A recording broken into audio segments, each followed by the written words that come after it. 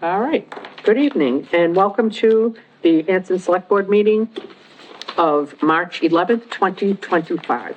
This meeting is being recorded by Whitman Hanson Community Access Television. Please rise and join me in the Pledge of Allegiance. I pledge allegiance to the flag of the United States of America and to the republic for which it stands, one nation, under God, indivisible, with liberty and justice for all. All right. Mr. Hill is not with us tonight, so I'm going to read the announcements. We are looking for citizens at large to become members of the following committees: Bylaw Committee, Cable and Internet Committee, Camp Kewaunee Commission, Capital Improvement Committee, Economic Development Committee, Energy Committee, Historical Commission, Memorial Day and Patriotic Observance Committee, Recreation Committee. Volunteer applications may be found at the town website, www.hanson-ma.gov, or by calling the Select Board's office at 781-293-2131. The Planning Board has an opening for a Planning Board Associate Member who shall be eligible to participate solely in matters in which the Planning Board is acting as the special permit granting authority in accordance with General Law, Chapter 48, 9 something, I don't know, it's illegible. The chairman of the planning board may designate the associate member to sit on the planning board for the purposes of acting on a special permit application in the case of absence, inability to act, or conflict of interest on the part of any member of the planning board, or in the event of a vacancy on the planning board. The associate member shall be appointed for a 3-year term by the select board and shall be a resident of the town of Hanson.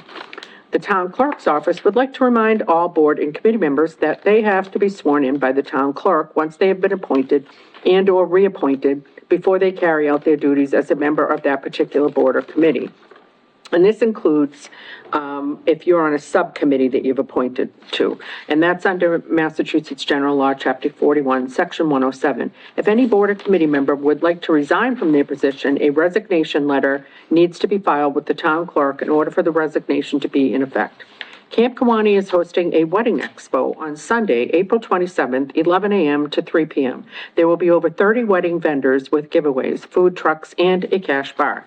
Admission and parking are free. For more information, contact Renee at rbrown@hanson-ma.gov. And then we had, CPC is going to have its annual public forum tomorrow night at 6:30 p.m. in the Select Board's meeting room. And I might add, that's kind of an interesting meeting to go to. They recap how they've spent the money, what their plans are for the future. So, and it's open to the public. So that's tomorrow night at 6:30. Upcoming meetings: Select Board meeting March 25th, 2025. Select Board April 8th, 2025. Select Board April 15th, 2025. And save the date annual special town meeting May 5th, 2025. All right, and that brings us to new business. And first up on the docket is Recognize Planning Department. Just a brief little synopsis, and I mean, I can put on my tap shoes and make this up, but we do have a couple of little accommodations. So be it hereby known to all that the Town of Hanson Select Board takes this means to express its sincerest appreciation to the town planner, Antonio DeFreitas, in official recognition of the Planning Department for graciously planning and co-hosting the Hanson Economic Development Committee's Business Summit. With your behind-the-scenes coordination, the event was a tremendous success, bringing together professionals, business owners, and entrepreneurs in an inspiring display of energy as attendees exchanged ideas, forged new connections, and strengthened existing relationships. It's events like these that highlight the power of coming together to support one another in the business community. The Select Board, again, thanks you for your partnership and your support. The future is bright when we work together, and we are excited to see where our continued collaboration will take us. And Ms. Fitzgerald Kemet, as chair of the Economic Development Committee, expresses her thanks for your ongoing support. And similarly, and not to be undone, we have a very similar sentiment for Kimberly Cunningham, who also was a laboring oar behind the scenes.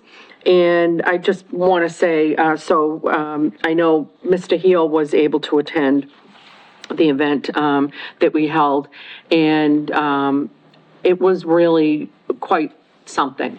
So we were a little bit panicked, or I should speak for myself. I was a little bit panicked, and said to my husband earlier in the day, as I do before every event that I organize, it could just be us. There might not be anybody else there. But fortunately, that was not the case. So we were really fortunate to have the Economic Development Committee, so Kevin Cohen and Chris Ernst, who serve on that with me, and Tony and Kim. And then we were able to, we had Jeff Deal from Boss Academy came. We had Timothy Cahill, who's a former state treasurer, but also is now the South Shore Chamber of Commerce president, was there. Ernie Foster from Webster Printing was there, and he was our keynote speaker. We had Bill McDonough from Scribende, again, a business in Hanson, who gave an update about use of social media. And then we had Shelley Gillis from the U.S. Small Business Administration, which was a wonderful, addition. So we also had Ken Sweezy. So we had local, state, and even federal through the U.S. Small Business Administration resources there for small businesses. We also had Beth Sloan was there. We had Denise Alexander from the from the assessor's office, and of course. We had Lynn and Lisa from our office, so that if folks had any questions, they could just organically kind of migrate to whoever they may want to have that question addressed to and talk. The energy was incredible. We had folks from Heidi's Hollow, Ed Sheehan, all kinds of businesses from in town, some new businesses that had never participated in anything like this before. We had the folks from Tech Hi-Fi. It was great. A lot of energy, a lot of networking. I got a ton of really positive feedback. Scott Rothwell, who owns Catering Boss, which is a local business in town, had just attended a Hanson Business Network meeting about a month and a half ago and had told us all that he was a newly credentialed veteran-owned business. So oddly enough, this woman comes up to me at the event, and she's from Belchertown, and I'm like, wow, this is like amazing. She said she had read about the event on the Small Business Administration's website, and she was there because she runs the Veterans Chamber of Commerce, which I had never even heard of. And she said, are there any veterans? I said, I don't know of any veteran except for Scott Rothwell, who's sitting right there. So let me introduce you. Scott told me he had a fantastic conversation. Anyway, long and short of it is, it was a successful event. We really got a lot of networking done. People got some answers. People felt good that the town was supporting economic growth in the town, and that we wanted to support small businesses in either establishing or growing their business. So we will do it again.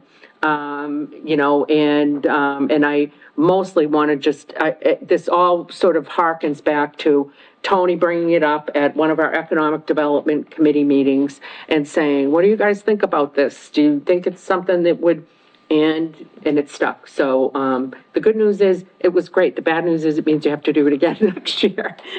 That's one of those things. So I just thank you so much. And I think very highly of you guys and all of the work that you do on the Economic Development Committee, but you really hit it out of the ballpark on this one.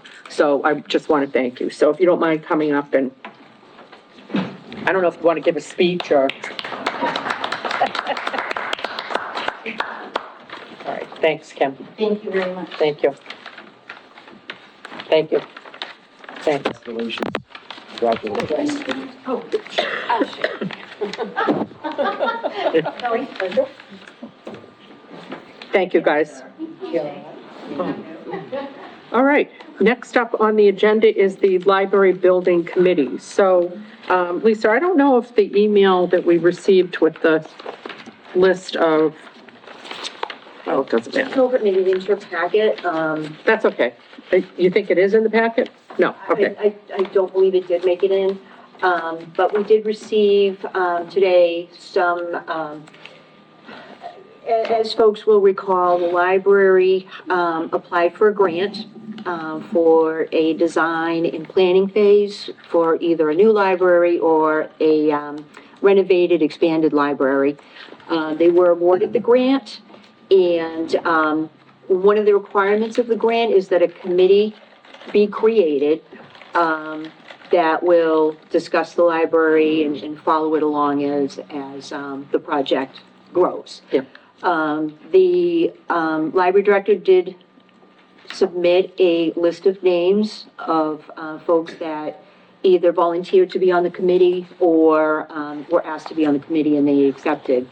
I'll read the names out as it was presented. Oh, I can do that. I can. Oh, yeah. okay. Yeah, so, the suggested library building committee is Karen Stolfer, Corinne Cafardo, Teresa Santalucia, Linda Wall, Pamela French, Tony DeFrayers, Tom Hickey, Patrick Fiella, which I'm probably killing that and I apologize, and Melissa Valkovic. And so employees really shouldn't be voting members of the committee, but certainly supporting members of the committee. And so, and I did call Mrs. Cafardo today and mentioned to her that, Tony has limited bandwidth, and we, but certainly would be supportive if you have specific needs to reach out and he can be responsive that way. And then,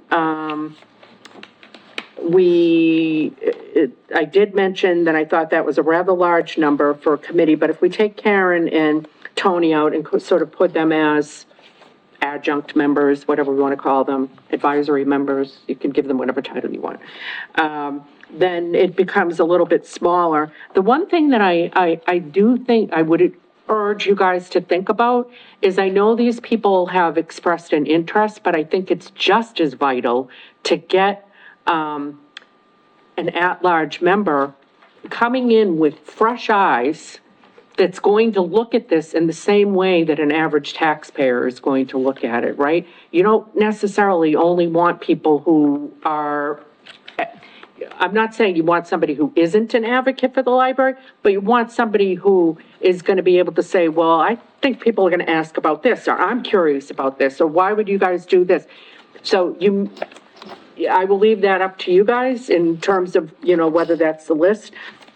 But for the committee, you also are going to need a select board member. And I think in looking at everybody's commitment levels, I was somewhat hoping that Mr. George might be able to be that member. Are you willing to do that, David? Okay. So I think that if everybody else is in agreement, that would be the select board member. And in terms of the composition, I think for tonight, what we want to say is the formation of the committee, we need to take some type of a vote for the formation. And as far as who is in it, then that, how the sausage is made, we can figure that out up the road. And it probably will be the people that you've suggested. But the one question that we had is this considered a temporary committee or is it permanent? So the vote that I would like to see the board take tonight would be contingent upon legal counsel getting back to us.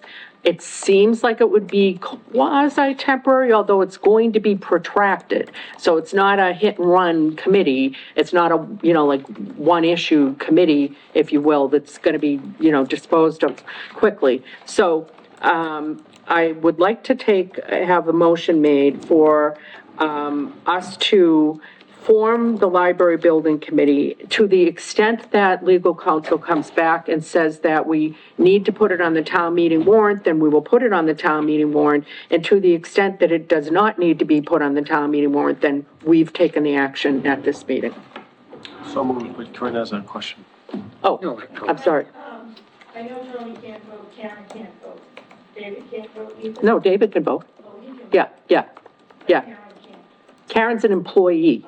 Yeah, that's the difference. David's an elected official. So the line, it really needs to be, I guess in a different way, even if you're looking through like the lens of conflict of, and I'm certainly not suggesting, but it would be hard not to make a case that the head librarian, it doesn't have skin in the game about what happens with the library, right? So that would be why, but she certainly would have a very active role at attending all the meetings, advising you guys, and doing what she does for the rest of, for your library board of trustees and what have you. Yeah. The other temporary committee. Temporary is not like, flash in the pan, it's like, that's why we're having legal counsel look at this. Because I really just don't know, how do you define temporary? You know, is it, we're not intending this to be a library building committee forever, it's not in perpetuity, but it's also not super temporary, so, yeah. All right, so I think I had a motion, and did I have a second? Second. Okay, great. All in favor? Okay, great. All right, great. Thanks. Thank you, ladies. And that brings us to limited scope WHRSD audit presentation commissioned by the towns of Hanson and Whitman. And thank you. Yeah, please come up, and we call this our Inquisition table. We try to set a friendly environment here. The reason that I wanted to clarify that this was commissioned by the towns of Hanson and Whitman is there seemed to be some questions about what we were required to put in this audit and what we were not required. And in fact, we're not required to put anything in this audit because we commissioned it. It's not the required WHRSD audit that the school must do. We just did this, it's limited scope, it's some things we wanted to know about, and we asked people to look into them. So just wanted to clarify that. Welcome. The board may, give me just 1 second, I have to get the screen going because the PowerPoint is on my laptop. Should we take a brief recess? Yes. Okay. Use the board. Rob, we're going to take a brief recess.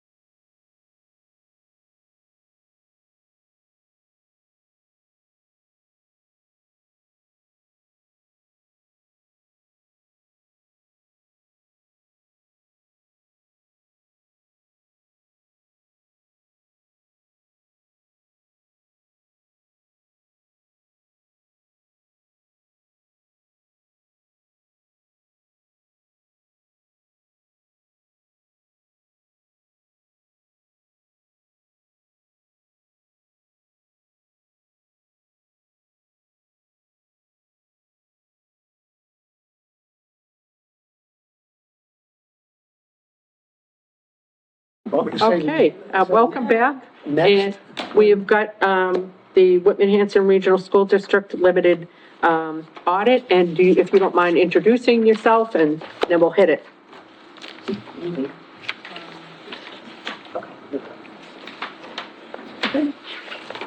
My name is David King. I'm a consultant. I was the Chief Financial Officer of Waltham Public Schools for 28 years. I left on an early retirement program and have been doing consulting since 2006, working with over 50 school districts in Massachusetts. I've worked for doing consulting for the Massachusetts Department of Elementary and Secondary Education, for the Mass Association of School Building Officials, and with Mark Abrahams of the Abrahams Group, who was hired to do this report. Yep. So that's me. David, just give me let me know when you're ready for the next. Yeah, well, you slide. can move on. As you said, this is not an audit of the Whitman-Hanson Regional School District. It's not a statutorily required audit, is the Right. yeah. It's an agreed-upon procedures review. Mr. Abrahams and the two town managers worked on putting together this agreed-upon procedures to look at specific items that the town was concerned about with the regional school district. They wanted us to compare the statistics of Whitman-Hanson with 4 other regional school districts Richmond, Bridgewater, Rainham, Dudley, Charlton, Freetown, Lakeville, and Hamden, Wilbraham. Next. And this is just going through the text of the agreement. We're taking a 5-year history of statistics from Whitman Hanson Financial Statistics, reviewing all the outstanding articles on the town's books and compare with Whitman Hanson on, this is particularly in terms of capital financing and the balances in the capital funds. Ascertain the district procedures for accounting for capital projects, 5-year history of student enrollment, 5-year history of personnel, and 5-year history of school expenses. Next.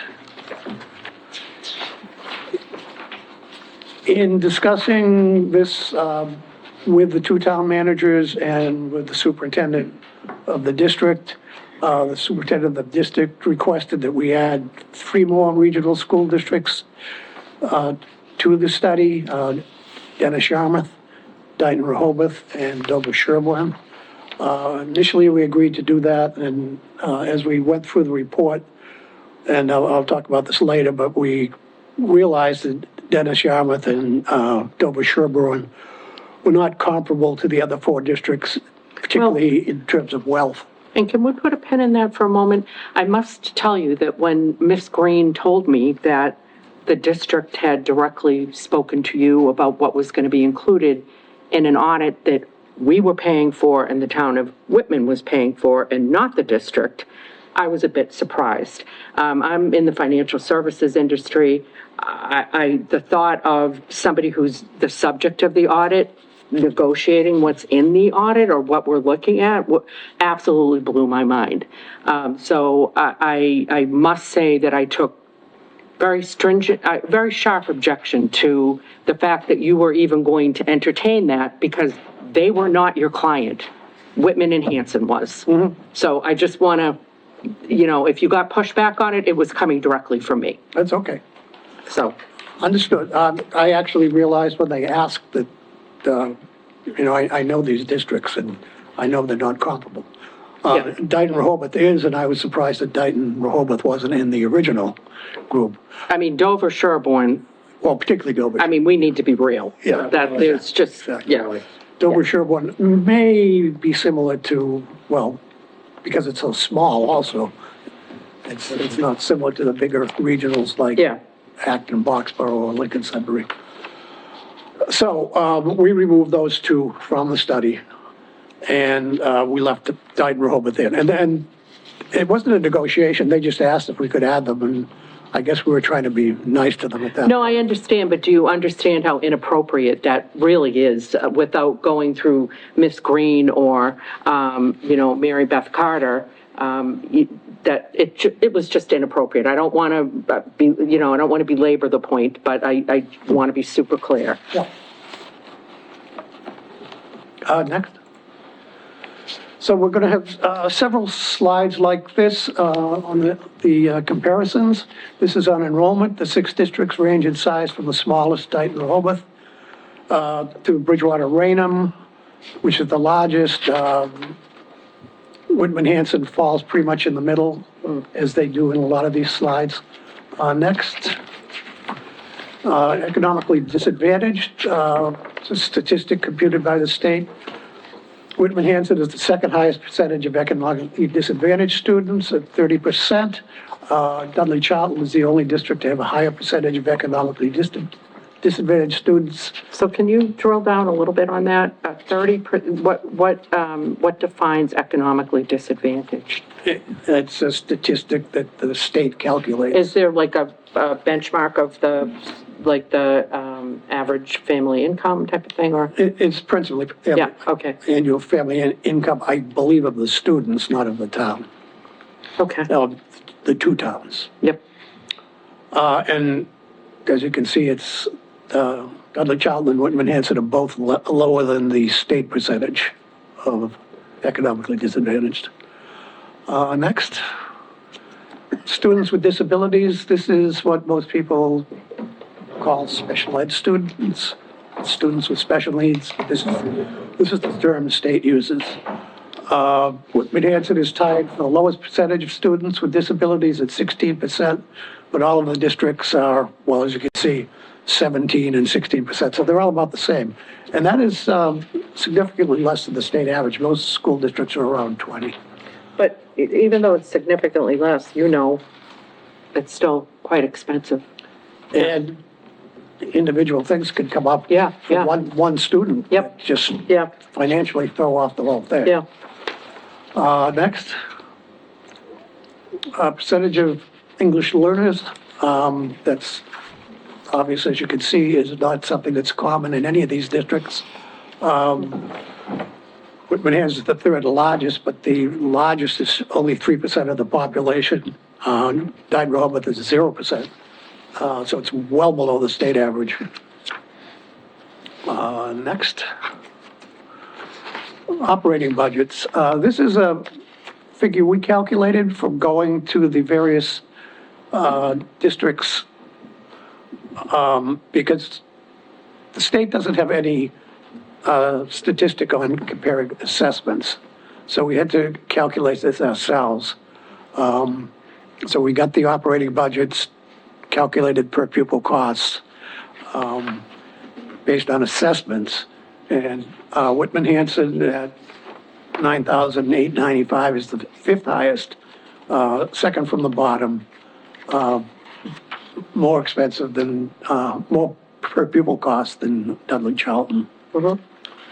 Next, per pupil cost, this is the state's calculation of what per pupil cost is. 2022, which is the latest figures we had when we did these statistics.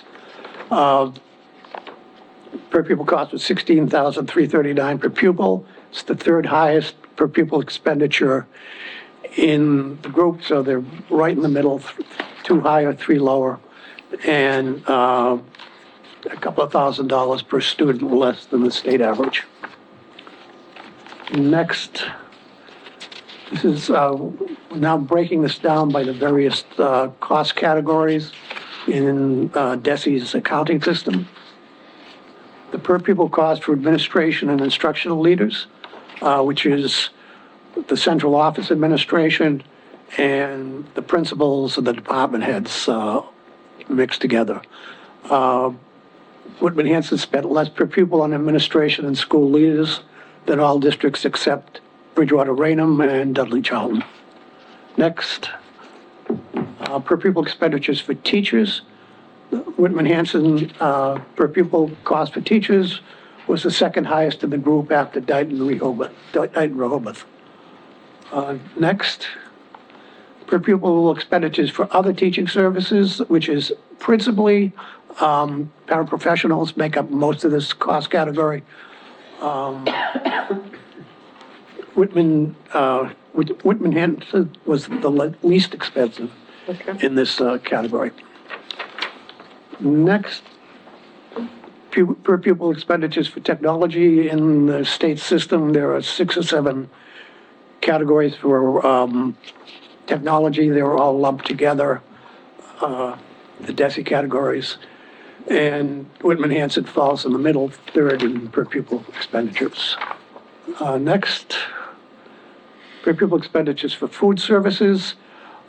This isn't very meaningful, particularly now that food services, lunches are free at the moment anyways. Yep.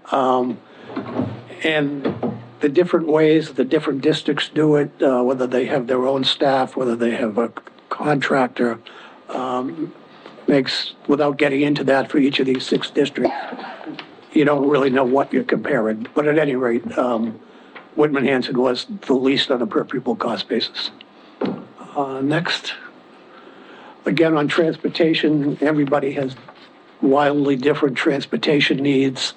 So what we're comparing here isn't necessarily relevant, but Whitman Hanson is the least expensive on a per pupil basis of the 6 districts.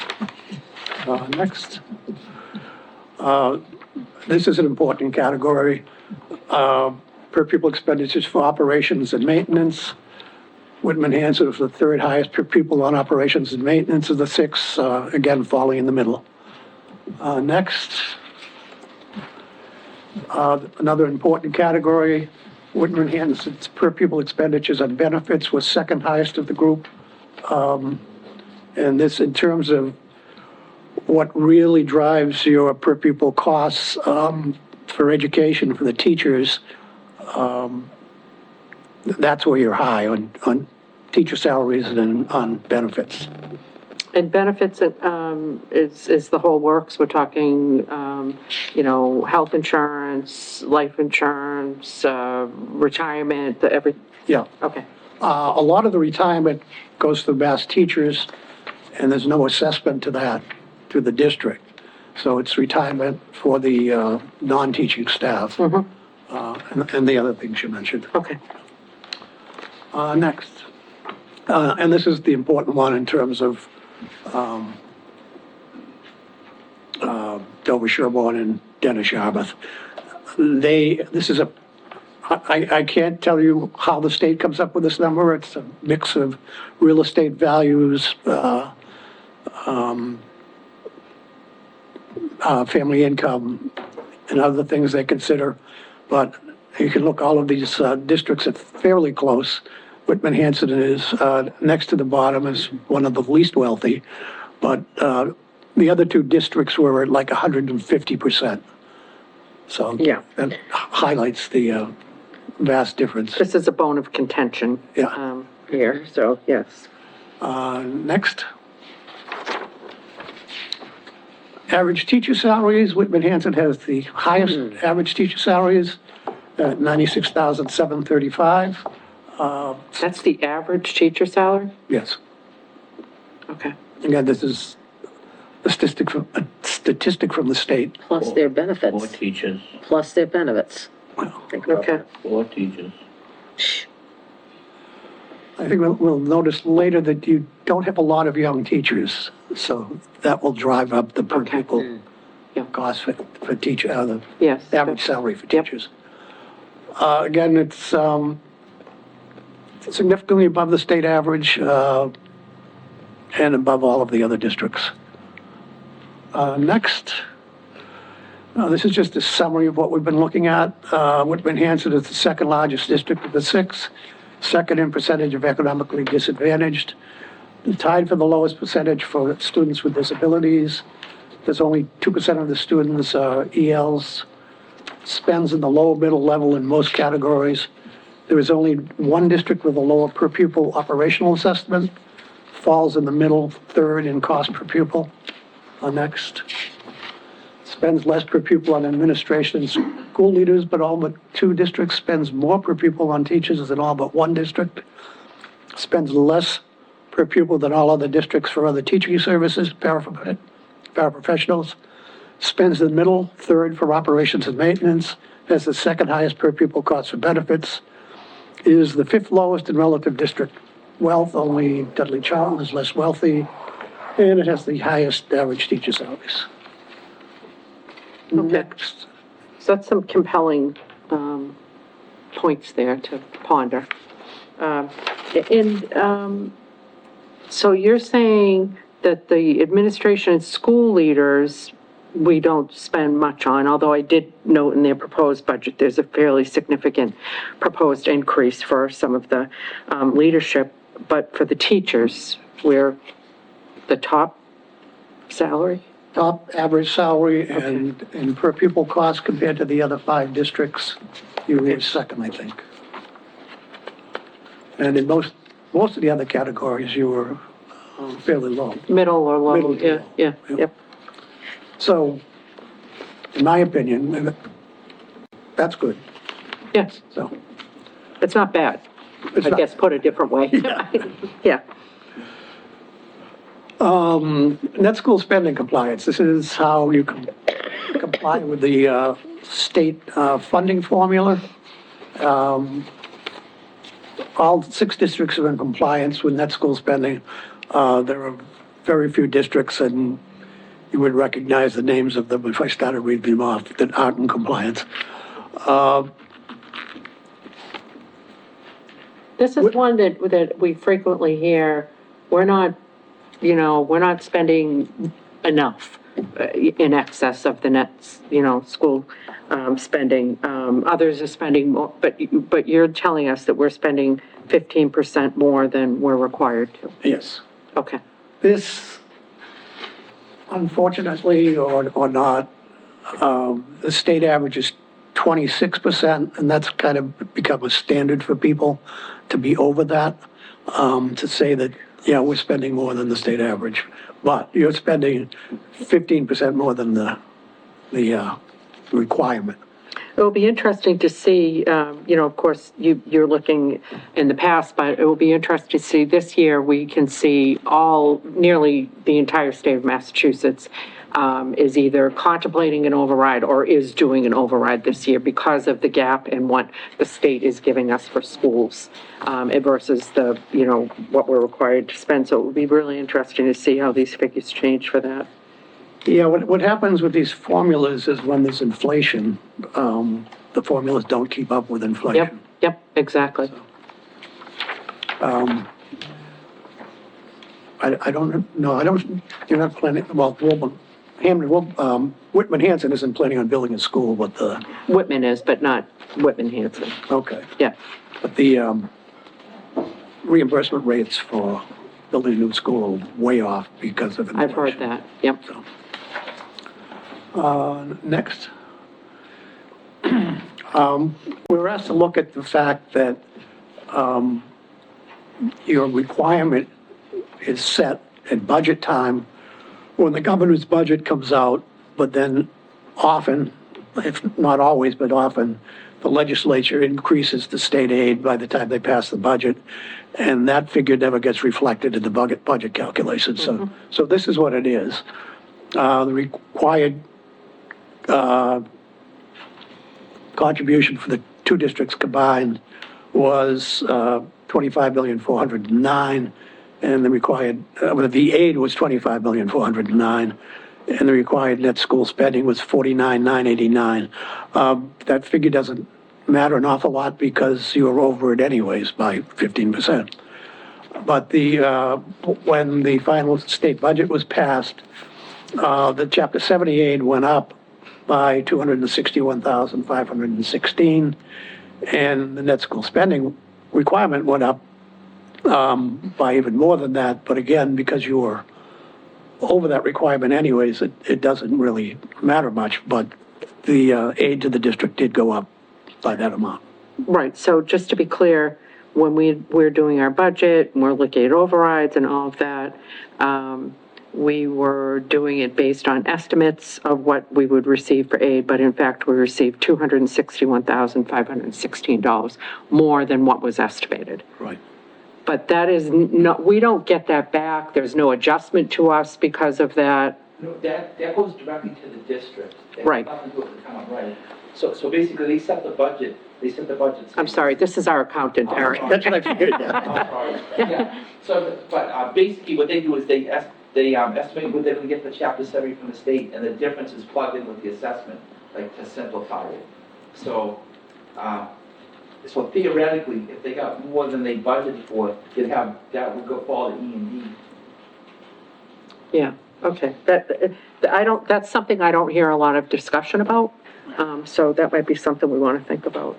All right, that's really interesting, thank you for that. Next. Circuit breaker is the funding for high costs special education programs. It was fully funded in the governor's budget, and it didn't change in the state budget. There's no increase there. Regional transportation aid was level funded. Whitman Hanson does get regional transportation aid. And out of district transportation was reduced, so theoretically they might be losing a little bit money there. But again, out of district transportation is so all over the place from district to district, you don't really know. Well, we had, And we pay our district on our own. If a student is, if they travel to the Bristol Aggie or the Norfolk Aggie schools, the town has to coordinate, and we pay for that on our own. Okay, for the vocational schools. Vocational schools. Yeah, for the vocational. But this, the out-of-district transportation also covers, special ed, out-of-district Yep. transportation, which you don't do that, I assume. No, No. no. I just got an interesting question on who pays for transportation to vocational schools for towns within a regional school district. And you just answered the question. Well, I can ask you the question. Well, that's how it works for us. We're not saying it should work that way. We question it. So I don't know that we want to be your poster child. But do you get the aid? No. That's the Oh, question. I'm sorry. Yeah, Yeah. Jay Sullivan said, when we do the NEA report, if we put those costs in a certain category, he said, maybe we will get a little bit of reimbursement for that. So, we haven't been getting it, but we're gonna try to get something. Yeah, 'cause what we know is that you pay for the tuition for those kids.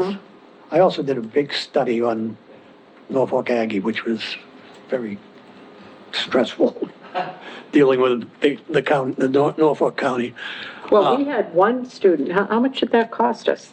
$63,000. $63,000 for this one, Special needs student. no. No, one student to go to Norfolk Aggie. Oh, because of the transportation. Transportation, yep, $63,000. Yeah.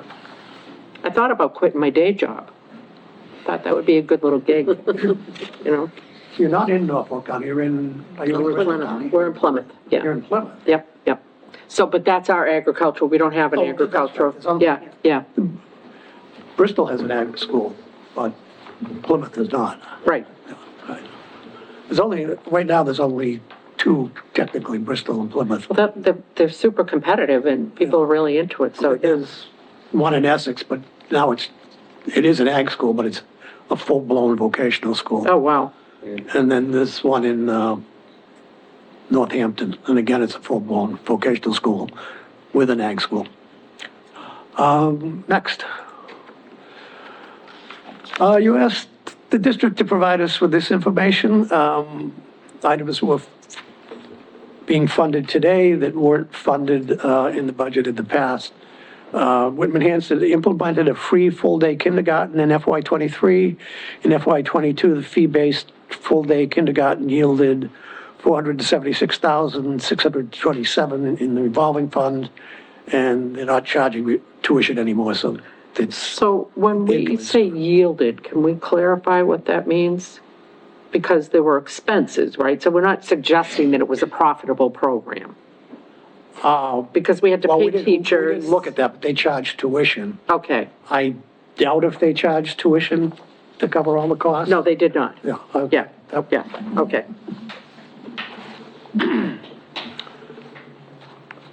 All right, But the net cost should have gone up substantially because they weren't collecting tuition. But yes, it wasn't fully. FY '25 general fund budget absorbed 5 teachers for $546,000 and 11 paraprofessionals for $351,000 that were implemented with ESSER 3 funds. Next. 5-year history of excess and deficiency circuit breaker and ESSER. In the appendix, there's all the detail of the excess and deficiency funds. It's really too detailed to go into here. It's really a report for you to look at. But it details 5 years of revenues, expenditures showing excess and deficiency use over the 5 years.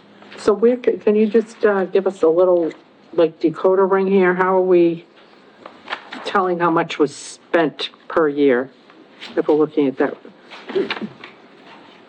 Oh, it's Appendix 1. It would help if I was looking at the right document.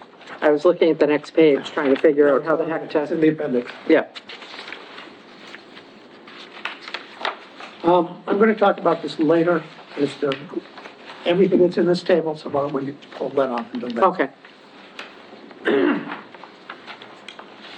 Next. Circuit breaker, this is the record you asked for of their circuit breaker money. It's a 2-year revolving fund in that the money comes in 1 year and doesn't have to be spent until the next year. The target for most school districts is to not use the money until the second year if they don't have to. Keep it as a reserve in case they have some of those outstanding pupils. If you get to the bottom of it, Whitman asked me this, it gets a little confusing because they have FY '24 twice. But what they're trying to explain there is, and these are their figures, not ours, that they got a first payment of $512,665 had come in, but the full amount hadn't come in yet. So they're trying to show with the yellow highlights what they think was going to happen by the end of the year, what they were going to have for expenditures, what they were going to bring forward into FY '25. Okay, next. These are their ESSER expenses. ESSER 1, they spent $290,000 on expenses.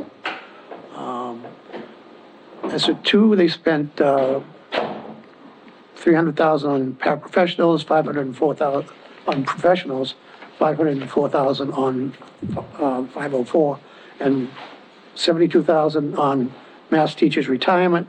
They have to match as the teachers go out. And expenses of $124,000. And then in ESSER 3, and this is the salaries that they detailed earlier that have now been absorbed in the budget, or at least part of them have. Professional salaries, $975, paraprofessionals, $759, stipends, $52,000, mass teachers' retirement, $89,000, $90,000, and general expenses, $437,904. Total of $2,314,000. Next.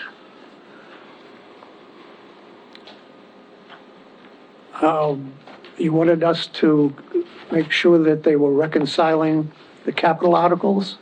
Whitman Hanson Regional submitted a reconciliation of the capital articles for each town. The town of Whitman Accounting Department submitted their reconciliation of school articles, and the town of Hanson submitted their reconciliation of the school articles. Next, capital assessment language. This gets a little strange, but I'll go through it. The 1990 agreement, capital assessment agreement shows that section 4D is about capital costs apportionment. Section 4B and C describe capital costs. Section B was amended literally in handwriting in 1998. These sections that say B and C do not appear in the 2020 amendment. Section 4D apportions high school costs based on enrollments from each town. Elementary school capital costs are apportioned to the town for its respective elementary school. So I think you have 2 elementary schools, is that right? We each have town? 1 elementary and 1 middle. Whitman has 2 elementaries and 1 middle. Okay, Yep, but the 3 schools in Whitman are their schools, correct. and the 2 in Hanson are their schools. So the regional agreement doesn't address apportioning middle schools, so our suggestion is that using the elementary by town apportionment if the middle schools are owned by the towns and enrollment assignments by town residents. We would suggest using the high school method if the middle schools are owned by the district and assignment is not by town residents. So it would be the middle school would be apportioned by town. Well, the middle school is owned by Hanson. The Whitman Middle School is owned by Whitman. So we're certainly not going to take on Whitman Middle School Right. expenses. They've just decided they're going to build a new Whitman Middle School. We will not be financially encumbered in any way whatsoever for that endeavor. Right, and that's what we're suggesting. Yeah, okay. But we are looking at our regional agreement. It's been an ongoing pursuit. And we'll definitely drill down to make sure that we've got good language in there that's clear. Yeah, Yeah. good. Next. 403B expenditures, 403Bs are retirement plans for public education employees, and I think health employees, but definitely public education employees. With regard to 403B payments to employees, Whitman Hanson reported for FY '24 only that they had spent $45,450. Previous year's amounts were not available due to the data breach. The FY '25 budget is the same amount, $45,450. Previous years will be similar amounts due to the contractual nature of the benefit. Our research indicates that 403B annuities are a common benefit for superintendents and other top-level individual contracted employees in Massachusetts. And I believe it's the superintendent and just the superintendent who has that benefit. So to be super clear, it's one employee, and they weren't able to reconstruct anything past the last year of what he received? That's what they told us, yes. Okay. They said it would be similar. It would be similar, Yeah. okay. But we don't know how far back this goes. No. So all we know is 1 year and this $1 amount. Right. And we don't think the assistant superintendent is getting the 403B. I don't think so. I think it's just the, So we don't have a lot of clarity there. No. Okay. Next. Data breach insurance receipts. Whitman Hanson had a $500,000 limit of reimbursement on their data breach insurance policy and received that. They also received $29,966 for cyber attack mitigation cost reimbursement, free credit monitoring for affected individuals, tech advice on how to deal with the hackers, et cetera. The total insurance reimbursement for the data breach is $529,966. We asked WHRSD what the cost of the data breach was, and they didn't respond. This was after the report was done. We asked them. We weren't asked to ask them that initially. Okay. Next, capital project procedures, without going through it line by line. The report contains 2 or 3 pages of detailed capital project procedures that the district uses. Next. This is the 5-year history of student enrollment, including choice and charter. As you can see, in general, the enrollment has decreased. The foundation enrollment, which is a state statistic that it's basically who you're paying for as opposed to who you're not paying for. Has also decreased. And do we have a breakout of, okay, so 75 students, like if we look at 2020, 55 students were in charter school? Is that what we're looking at? Yeah, so choice receiving has gone down. Choice sending has stayed about even. It's fluctuated back and forth. But charter has gone up steadily from 55 in 2020 to, the state says they expect it to be 75 next year. Well, and I read somewhere that South Shore Charter is adding openings. So I think that, I want to say 25 more students from their district will be able to go. So that is not good. I mean, it's good if you want to do that, but it's not good from a financial perspective. It's not good for the towns. Right. It's, my educator friends tell me charter schools are wonderful, but I say, well, if they're so wonderful, the state needs to fund them. Exactly. Another unfunded state mandate. Yeah. Next. This is staffing changes over the last 5 years. This is from a data analysis tool the state has called Radar, and there is a mistake in it. The mistake was a mistake that Whitman Hanson made. It wasn't a mistake that the state made. As you can see there, district and school leadership numbers went up substantially over the years, by 35% over the 5 years. And I'll get back to that. teachers have gone up, but not to an extent by that amount. Full-time teacher equivalents have gone up by 5%, and average teacher salary has gone up dramatically over the 5 years by 14%. And as you saw, they have high teacher salaries. Several of those ESSER teachers were miscalculated as administrators when the district reported to the state. It's detailed in the text of the report, but there were teachers who were brought on to help the students deal with COVID, and they had a fancy title on them, but they were just teachers, salary-wise and contract-wise, and whoever puts that data into the state's reporting system put them in as administrators. So does what we have here reflect accurate data or the incorrect data? this is the incorrect data. So how would we know what the correct data is? The correct data is, I think it's actually in the report, but they would go up by 2% rather than 35%. Let me see if I can find it quickly. That's okay, if you can just get that to us, afterwards, if it's not in here. It's in the report. Oh, okay, all right. It's X number of teachers, I just didn't want to quote it. Next is the teachers per 100 students.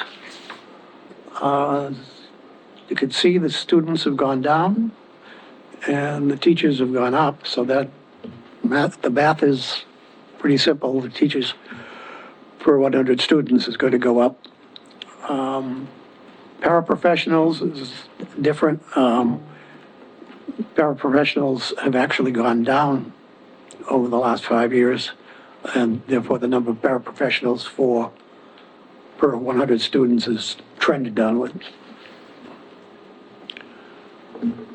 Next. This is staffing, this is all staffing in 2023. This is full-time equivalencies per 100 students. The state has 8.4 teachers average. Whitman Hanson has 7.1 paraprofessionals. The state is 2.6, Whitman Hanson 2.0. Leadership, Whitman Hanson again is slightly lower than the state average. Student support, which is a lot of different miscellaneous categories that aren't teachers. And then clerical is substantially lower than the state average. And tech is less than the state average.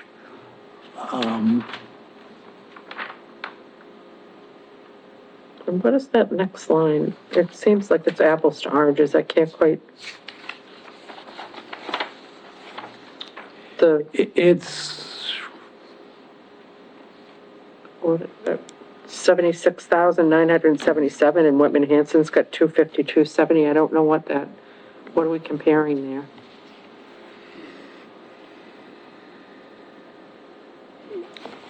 So,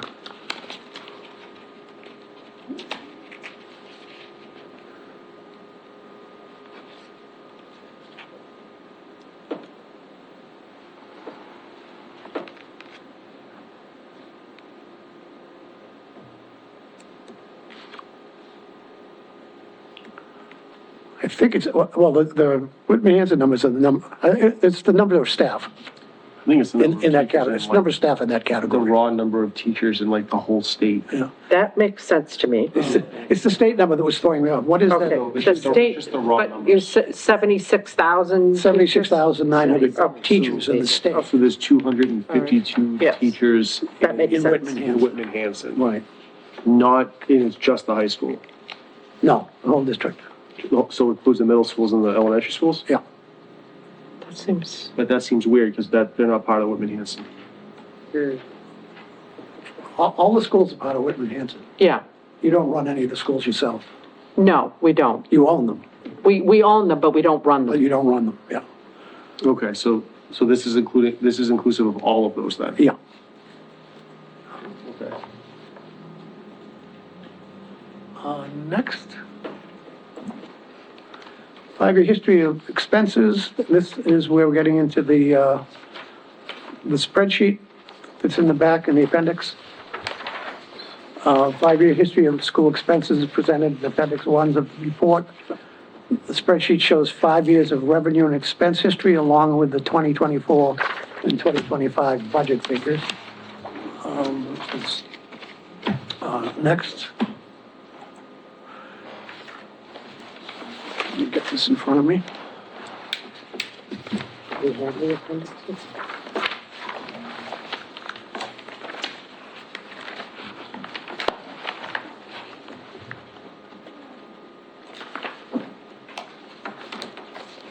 And,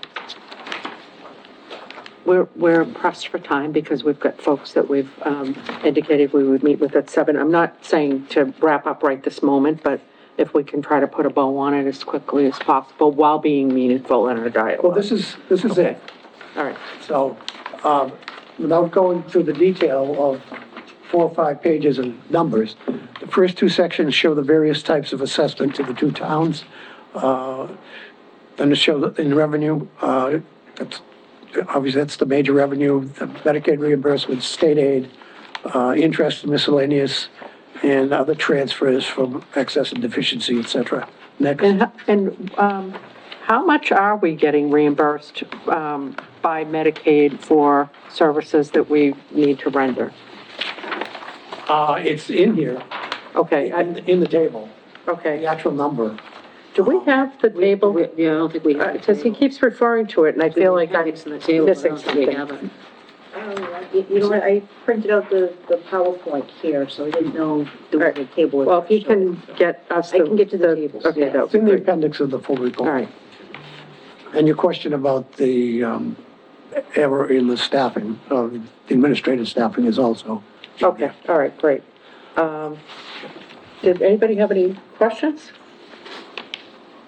It's a lot to, About all of it? I mean, it's a Yeah, lot to process, I mean, I yeah. get a couple questions, yeah. I Sure. mean, So they did a good job of detailing the expenditures, excess and deficiency, and everything they've spent and received over a 5-year period. It's pretty detailed, it's pretty clear, and there's nothing obvious in there that's any problem. Yep, okay, well, I'll be interested to see that, which I can't right now. It's interesting, I'm sorry. Well, Joe, Yeah, Joe, I just didn't want to lose my train of No, thought. go for it, because I got a list of Yeah, questions. expenditures, and they were clear and they could do it over 5 years, but they couldn't give us that benefit number on that, the superintendent. And the other thing that I found interesting is I had heard, didn't I hear that they got a reimbursement of $800,000 for that breach? That number had been tossed around, Yeah, I don't really know and where here it it came says from. 577. Yeah. Don't know. There's a discrepancy there. Yeah, Not you, I'm just saying. We weren't auditing them, we were just Right, asking them I understand, their understand. response to the questions. So for me, so in the agreed upon procedures, it says that we're comparing all of this to the 4 other districts that are comparable. And then we added the 5th one, which is fine. But then all of these other numbers in the back are compared to the state, which is not the other 4. Do you have numbers that do what was the agreed upon number where we're comparing the average of those 4 districts to what we're doing? Because I don't care about the state number, I care about when we're talking about average, like, class sizes and Oh, how many teachers we have. We weren't asked to compare those to the other districts. Right, so we didn't do that? No, we didn't do that. Because I'd be interested in that, because if we're comparing them to those 4 to 5 districts, those are the numbers that, because this is going to include individual schools that are not yeah, part of that it. have got nothing to do with it. Yeah, and some are larger, some are smaller. So I'd be interested in what those numbers are. The other one is, did they cop to, because I ran behavioral schools, a couple of them, and I'm very familiar with the reporting system. Did they cop to that? To what? misrepresenting the numbers, and did they fix it with the state? Because it's not an easy thing to do. There's a lot of consequences to misreporting. I don't know whether they fixed it or not, but yes, you're right. It's very hard to. The staff reporting system, which is called EPIMS, Yeah, and the end of the year financial report systems, the state has gotten really serious about Yeah. merging the two together, yeah. so that they're consistent, and this would cause an inconsistency. Yeah, and it's pretty significant, though, to allege that 2% of 35%. And it's pretty straightforward what the positions do. So I'm kind of curious if they gave an explanation to you when you were talking to them about this. Because I do remember them coming to us and telling us some variation about their reporting system and how they try to justify certain teacher roles to fit in certain positions. And I'm curious if they gave an explanation to you about that. The only explanation they gave me that it had been miscoded by the data input person. Or by the district. I mean, they weren't blaming the data input person. Yeah, yeah. But it's gotten better, but it's always been a problem. Okay. Those are my big ones, because I was just curious if we had the district comparisons compared to the state comparisons. Okay. And did you ask your question? I did. Okay. I did. I know you hate when I call you Mr. George, but I feel super casual going, hey, David. Yeah. Did No, you have any? Not really. I was just, the only thing I was just wondering about is the 100 students per, I mean, the teachers per 100 students. So it says it's a little over 7. Is that's not accurate because that's 2023? Has that gone up? Or is that what we're looking at? The number of teachers per 100 students has gone up, yeah. So there's less than 20, does it change from school to school, or is that the Woodman Hanson, like the high school, that there's less than 20 kids in a class, or is it change from, Well, these aren't classroom numbers. okay, And they're not per pupil numbers there. That's why the state does this teachers per 100, okay. or is it students per 100 teachers, or it's teachers per 100 Per students? 100 students, yeah. Yeah. All right. Did anybody have any other questions? No, it's just basically, it's, we have a dropping enrollment and a rising staff. Yes. That's a problem. And some yet to be answered questions. Yes. Okay, well, thank you very much for making the trip and for your hard work and Yep. for this information. Thank you. All right, Like that 10 brings us minutes. to FY '26 budget discussion with the Finance Committee. And serendipitously, we have a couple of members of the Finance Committee here. Is that, Before we move on to this, Yeah. what do we do with this? I know, Because I got more questions than I actually got answers. Probably talk to Lisa about it. all right. Like as a, I'm not gonna talk to her one-on-one, so I'm gonna. Dave, how are you? Good, how you doing? Can we do, That's what I'll I'm be asking. more than glad to talk about it after this, but we had a timed thing for this, so. Yeah, I'll just circle back to it. We're posted for 7 o'clock, that's why I'm trying to, yeah.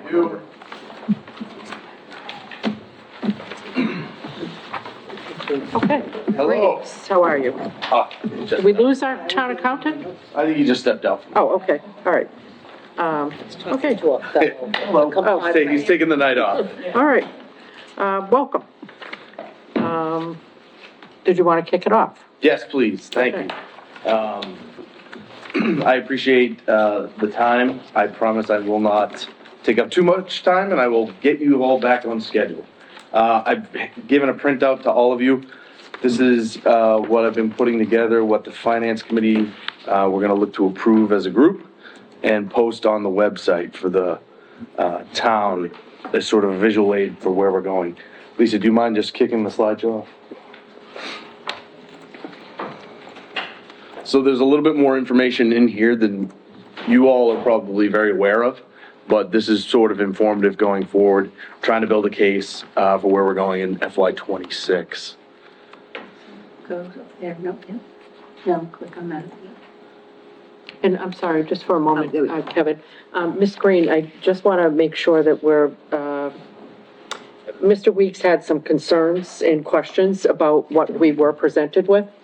So after we get through the FinCom discussion and the override, we're going to circle back and have a conversation about that and how we get the information that we need, Out for the that audit. we did not get.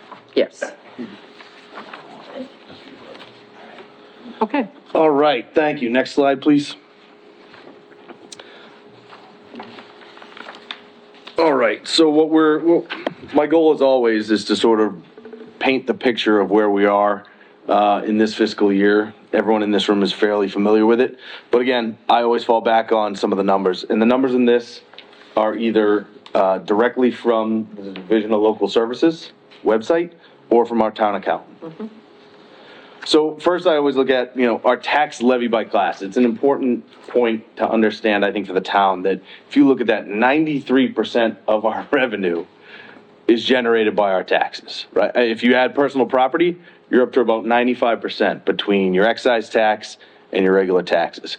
Commercial, industrial account for very little in this town, so we always say, oh, we've got to be careful to draw business. Yes, Personal ma'am. property, is that just excise tax? What? Yes, Okay, it's excise taxes as far as I understand. right, okay. So you can see that the numbers are sort of baked in there, but again, I like to lay this out to make sure everyone understands that, we always look for these mystery piles of money. They don't exist other than the value of your house. Next slide, please. This is a review of sort of the new growth value by class. And one of the important points I thought was that if you look from 24 to 25, there's no new growth, right? It's flat. I believe it's actually down slightly. You can see through the years, the largest portion where it fluctuates up and down. Smaller bands for the commercial industrial, personal property. I think they were allowed to raise the rates for personal property, I believe, on personal property taxes.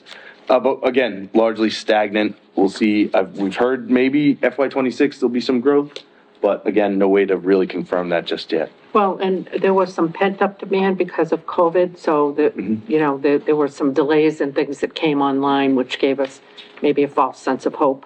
Yeah, yes. Next slide, please. Average single-family tax bill. So, I look at this as sort of, how are we keeping pace? We're great at keeping our taxes low, right? Because we're under the Prop 2.5 levy. The levy restricts us. We can only raise taxes that amount. It's sort of this interesting shell game that you can go up and play with the assessors, the collectors, and they say, we adjust the rate based on where you are.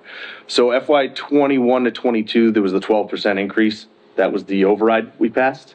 And then you can look and see that it's usually about a 4. It's actually decreasing. So the average single family tax bill is going, the increase is getting less. Next slide, please. Oops, sorry.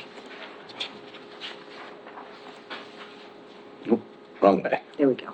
One more. All right, everyone's favorite topic, free cash. So what we've done here, with the help of Eric and his numbers, did it skip? There's one slide that I think. Yeah, we skipped. Oh, you know what? Yeah, that's, Yeah. excess capacity is, not something we need to cover right now. We've pretty much used all the way up to excess capacity is just you can see, it's not here, but excess capacity is the difference between the levy limit and the amount of real and personal property taxes levied in any given year. And in short, it's negligible anyway. It's negligible now. It used to, if you look at FY 21, there was a significant levy, significant excess capacity. We use that excess capacity. Now we're really right at that, bare bones. So free cash, which is usually everyone's favorite topic. So historically, we used about 20% of yearly certified free cash to support the operating budget.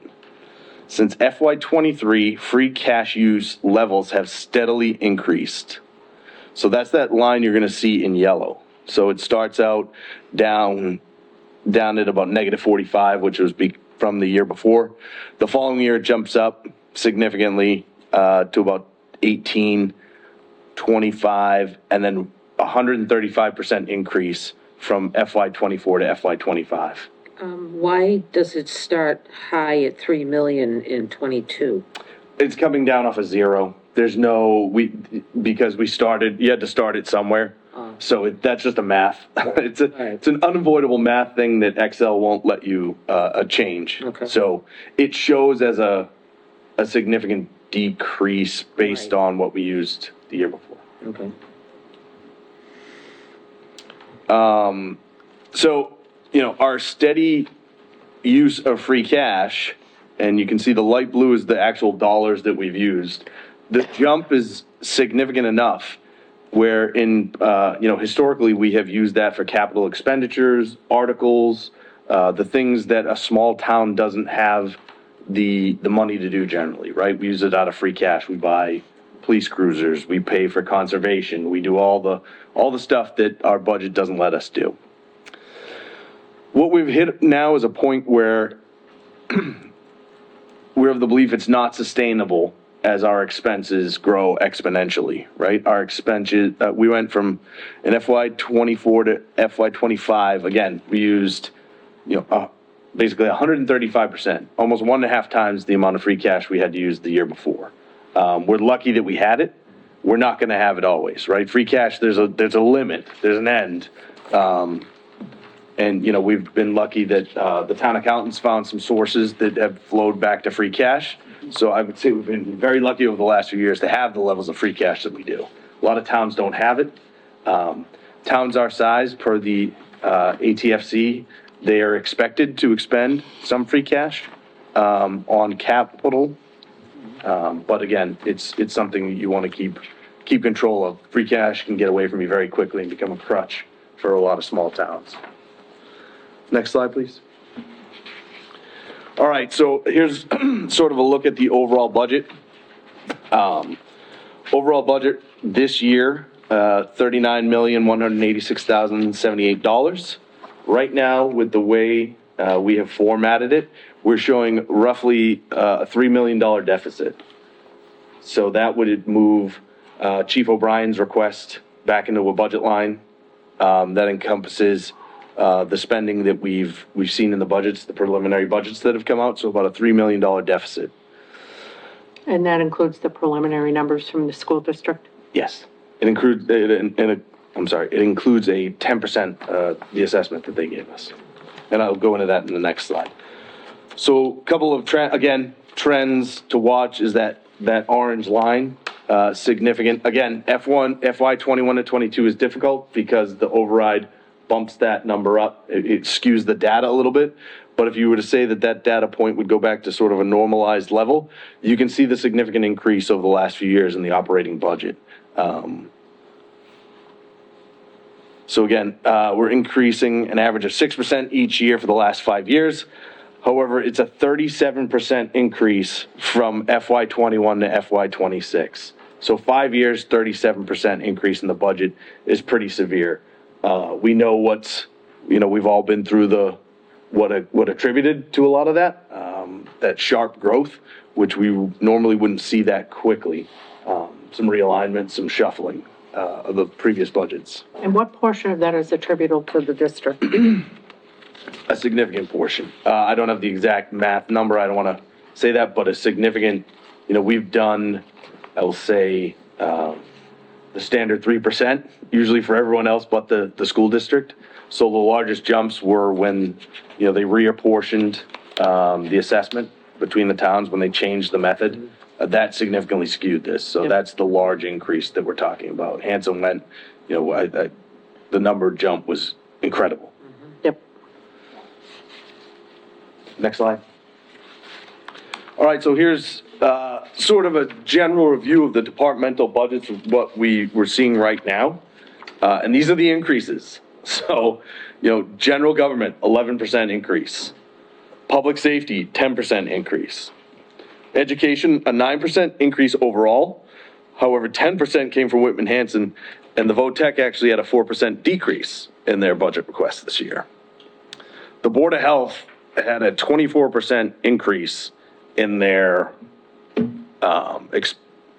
salary line. And We haven't gotten to the bottom of it yet, but this is just the raw numbers that we're coming out with, and there's some. That does kind of jump out a bit. It does jump out a bit. There's a lot of, I don't want to say shocked to see some of these being so high to double digits.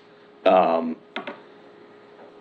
some things. I mean, public safety, that includes, the fire department. which, that's a Which huge makes portion sense. of that, yeah. Correct.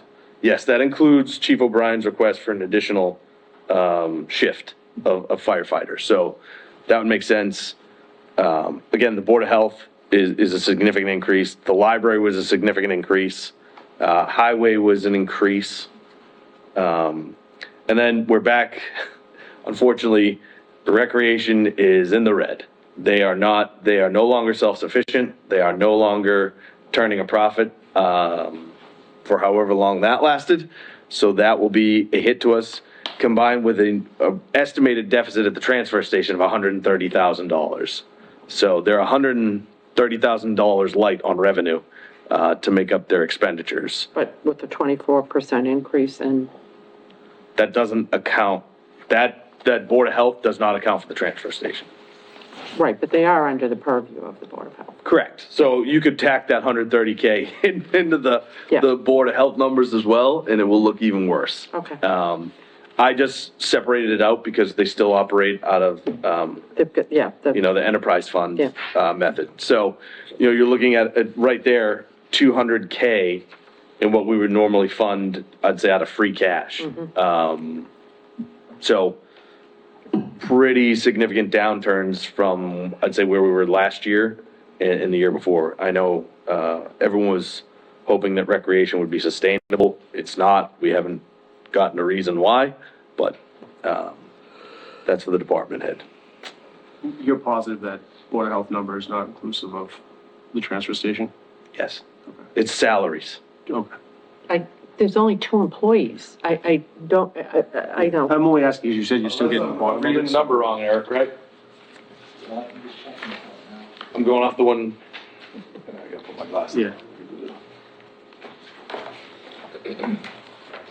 I don't mean to perseverate about Board of it. Health went, their salary line from last year, fiscal year 25 was 102,000.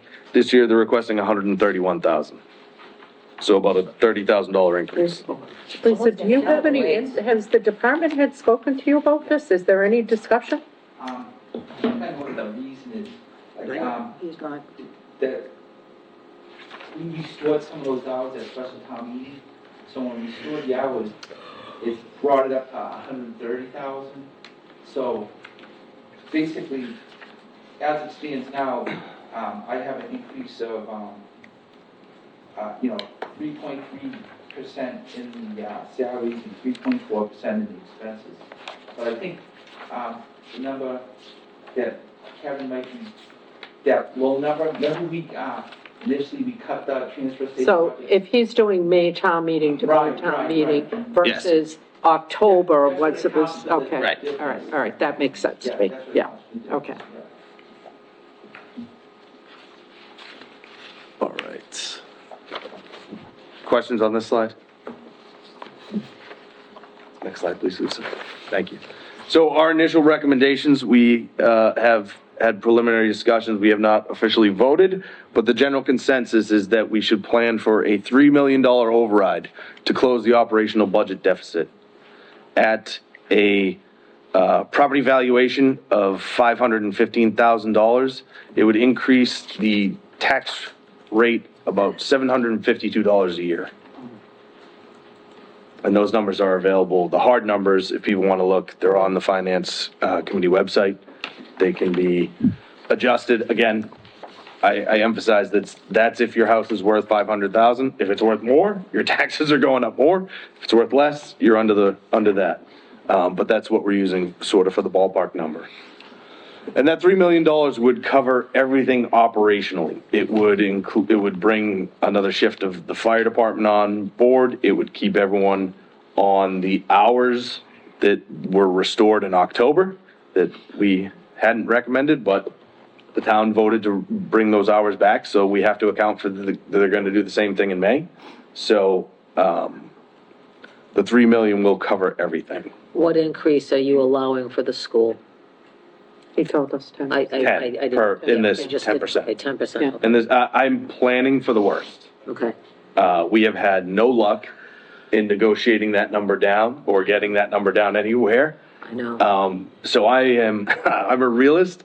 I will leave it to the politicians to negotiate with Whitman, but I am planning for the worst. Yeah. And the worst is 3 million. We have a list of questions into the district, into the school You do. committee. And Superintendent Simonak is, attending our meeting on the 28th, Great, that's great. so. So we'll have better numbers then, or hopefully see a little bit of a reduction. Well, I appreciate you guys opening up that dialogue with the district, because I think it has been lacking. And I'm not saying from you guys, but I just think generally our town has not been as successful in opening up the lines of communication with the district. So I appreciate anybody that can make those overtures on our behalf. Mr. Kinshriff, are you? Right, yeah, I think it's right on point. Yep. I think, just $2 or $3 million override, there is gonna be some benefits too, because, the IT department, so we don't have a data breach, but that got beefed up a little bit, because I'm looking at the general government expenses. Then also, we talked about a lot about the maintenance, having somebody, maintain all the buildings. So that $3 million includes another person, I think, in that. It does. department Yeah. As well. So that, those two things, and is there anything else, I think, the highway department. Highway. They were like a skeleton crew, so they get, as part of the budget cuts last year, they lost the position, so that gets him at a decent level. So this isn't, if the override passes, it's not gonna be like just be a bonus budget, it's gonna be a little bit of improvement, Modest. modest Yes. improvement, and I think, with that $3 million override, it's not using any one-time sources of revenue, so free cash. So I'm thinking, that should last 3 to 4 years, because it seems like every time as the use of free cash goes up, once it peaks, then an override hits. Like, that's what happened that preceded the FY22. As the one-time sources of revenue goes up, boom. So I think, like, financially, that's like a good number per, I hate to say, I don't want to say perfect number, but I agree with it.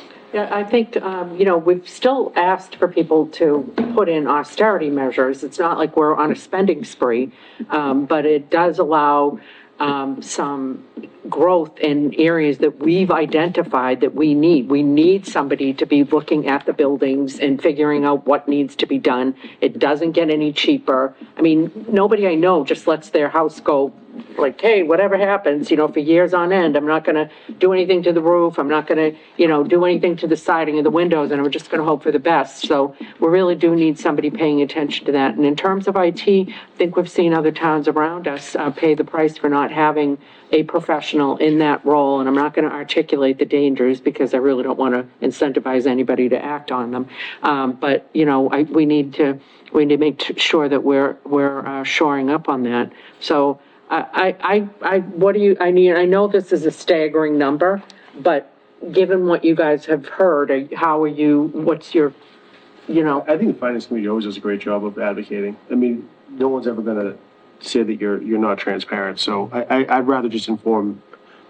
The exercise is great because it informs people of what it is. That's the only reason why I'm looking at numbers like 24, wanting to go back to the school thing, because statistics can be scary if you don't know what they're made of, and you do a really good job of trying to pull all that out.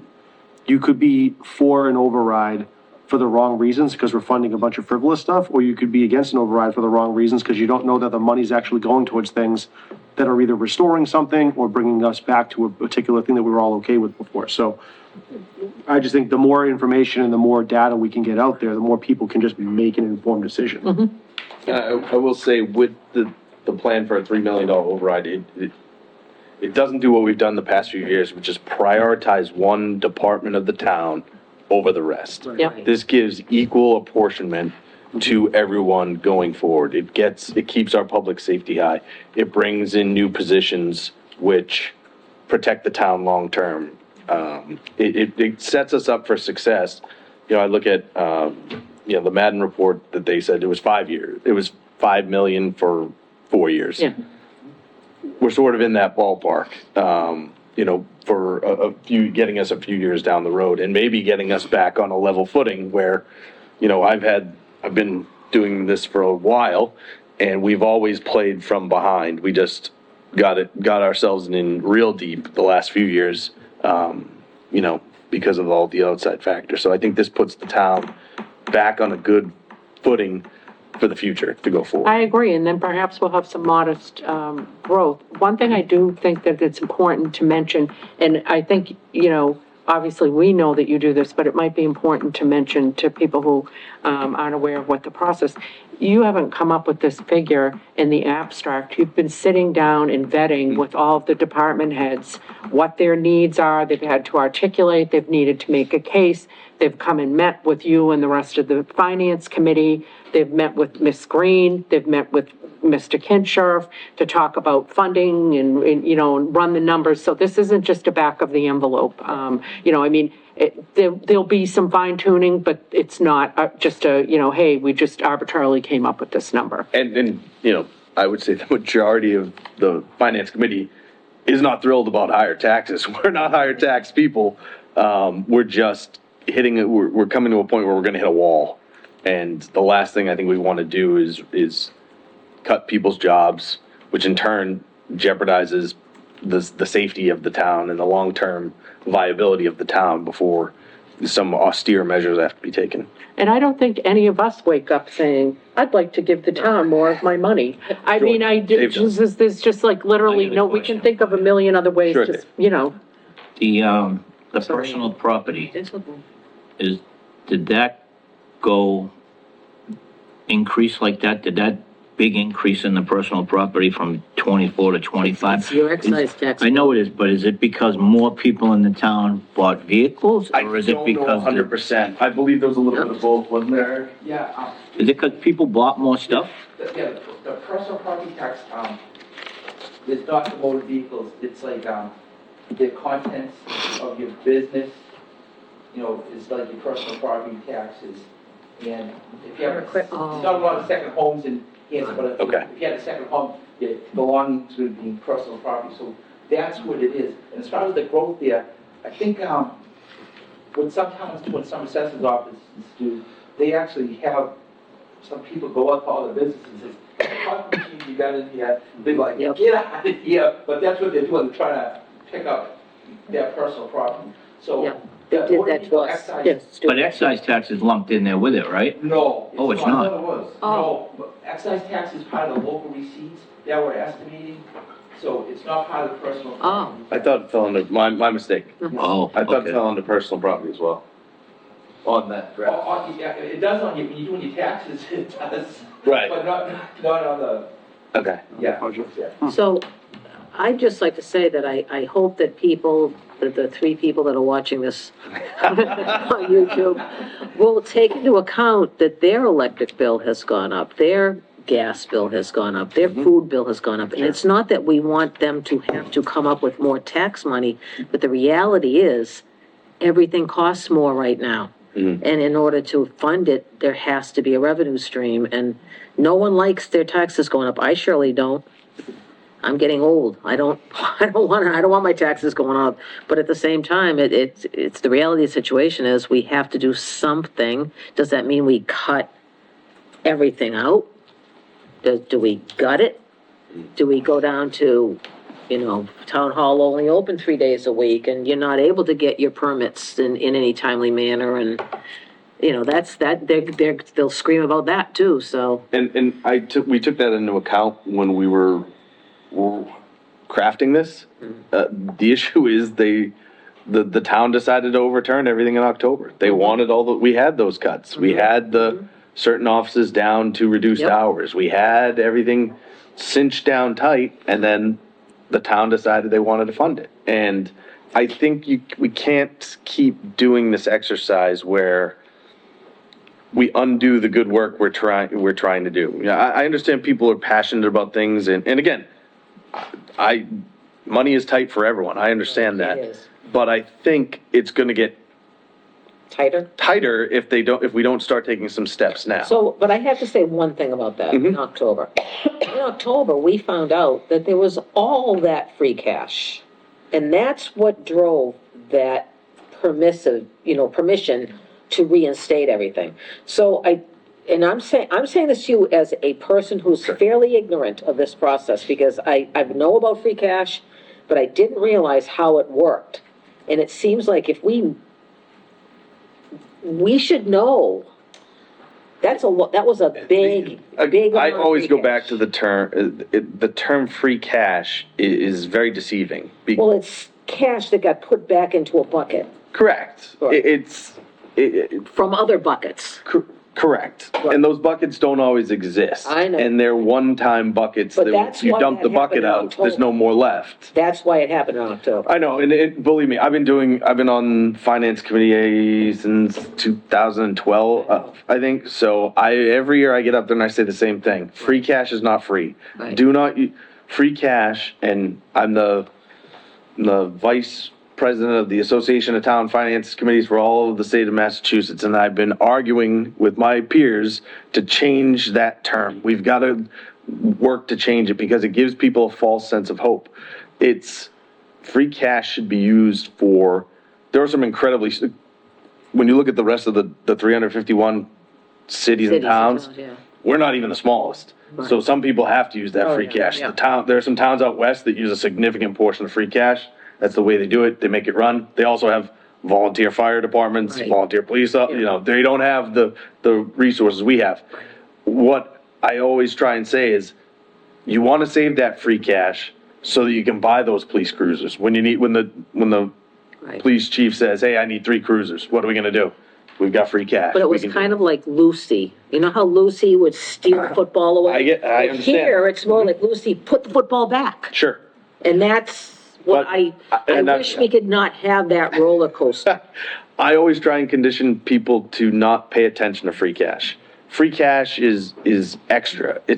I'd love a way to carve it outside of the budget process that you could only expend it for something, You have to break the glass to get. Exactly, an emergency, a capital, Yeah. or, a large project. We've always historically underfunded the capital improvement committee. Absolutely. 1% of the budget should have been coming out of free cash. Absolutely. We've never done that. No, We spend it on other things. You could have a really bad winter, and then all your free cash is gone. Yep. You could have Absolutely. a situation where the government doesn't want to give you grants anymore, so now you're 100% on your own to fund your own stuff. That's what free cash is for. absolutely. And those are what the town should look to use it. And that's why I cringe every time we go back to the well and fund a full-time employee or fund an employee with it.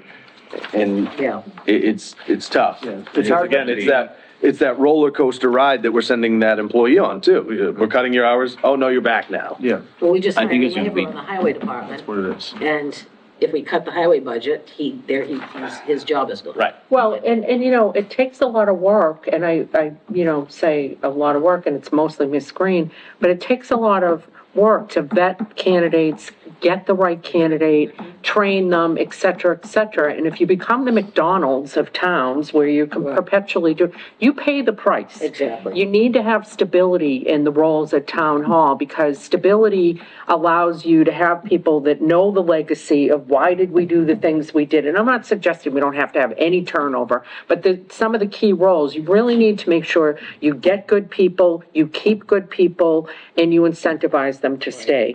And certainly if they have to constantly be hitting the panic button about whether or not we're going to pass an override or we're going to have enough, funding. And one thing I do want to dispel, there seems to be a rumor that we ask for overrides every year. Oh, yeah. We ask for overrides every year. Every year, they're asking for an override. My taxes go up and they're asking for an override. No, we do not. And we will be putting up a website that has statistics on it, and you'll see that really the town's been pretty damn judicious, which is part of why we're in the position that we're in, about asking for overrides. And I will say, the override is the big, the boogeyman word, Yes. that everyone's afraid of the override. Override is It's just, gonna be tough to convince this town to vote on it. we did it It's gonna be a once, project. it's gonna be, an uphill battle. You know, I would say, that you can go on the DLS website, and this town has done overrides forever. There was a period of time in the nineties where Oh my it was an God. override every year. But it's just 3 million, right? But what, the override? Right. Yeah. Right. So it's 3 million, so approximately, how much does that break down per resident or? You said per- 712 if you have a. So if your house is worth Yeah. $515,000. Yep. Your assessed value by the town, you would pay $750 more a year. 700, Yes. Yep. $750. all right. So if you break it down, So you're you can still break it under down 100, quarterly. you're under $100 a month. We're not gonna do the cup of coffee every day. We're No, not yeah, doing. you're right. Yeah. I mean, you can Yeah. look at it, I think I think everyone pays their taxes quarterly, so you can divide it by 4 and figure out how much it is.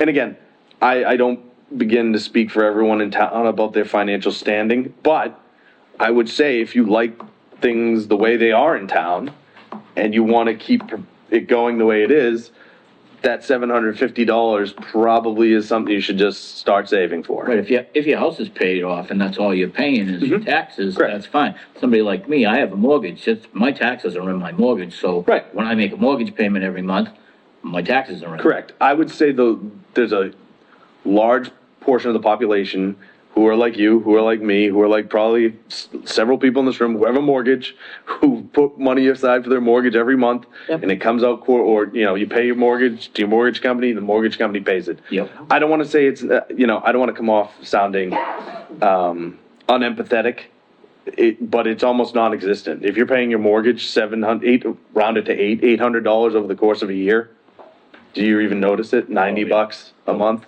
No. Roughly. So again, I'm not making light of anyone's financial situation. Everyone is in different, position. I would just say to the town, if you like your police, your fire, if you like being able to come to town hall when you come to town hall, if you like the things conservation's doing, the transfer station, recreation. I mean, for a small town, I sit on these meetings for the whole state and I listen. A lot of towns don't have half the things we have. And we've gotten accustomed to them, and I think everyone has their own little vein of what they like most about the town. For some people, it's the schools. For some, it's the outdoors. It's a little bit of everything here. I would just really advocate for people to, I know it's a tough pill to swallow, and it sounds like a lot, but again, if you want to continue the services we have in the town the way they are, and keep the people we have, then I would really vote to approve this override. Just out of curiosity, I'm gonna ask a really stupid and obvious question, but what happens if the override doesn't pass? From your perspective, just what is? So, Because I like the way you're putting it, because for me, it's very simple. It's like, if you like it, this is how much it's gonna cost. And if you can't, and it's nothing more of like, this is not scare tactic, this is just, this is what the bill is. And you can either afford it and you have to vote what's in the best interest of you and your family and your pocketbook. This is how much it's gonna cost, but if we don't fund it, this is what's gonna happen. So even now, if you look at it, we only have about, I think, last estimate was 2.4 million in free cash, Eric? 2.4 million in free cash.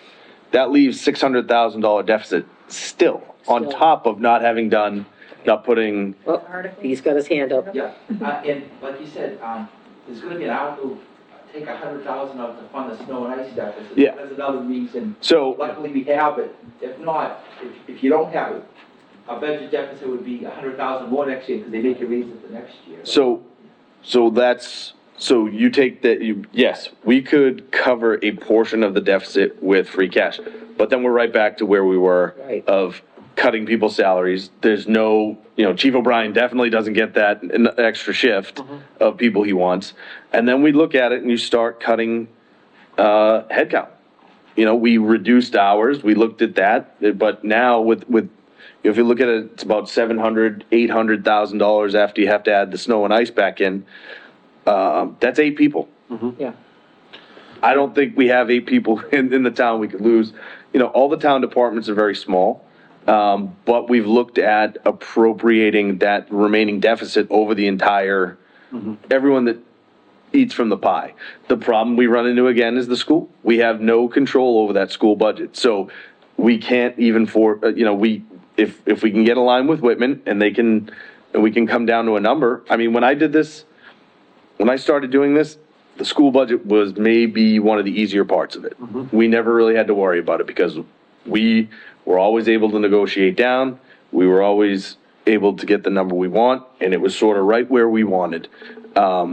We're stuck sort of now, still playing catch up again from where we were behind, but it comes down to the fact that remaining 800,000 has to be taken out of town hall, police and fire, the library, the transfer station, the Board of Health, conservation, and again, an employee is about $90,000.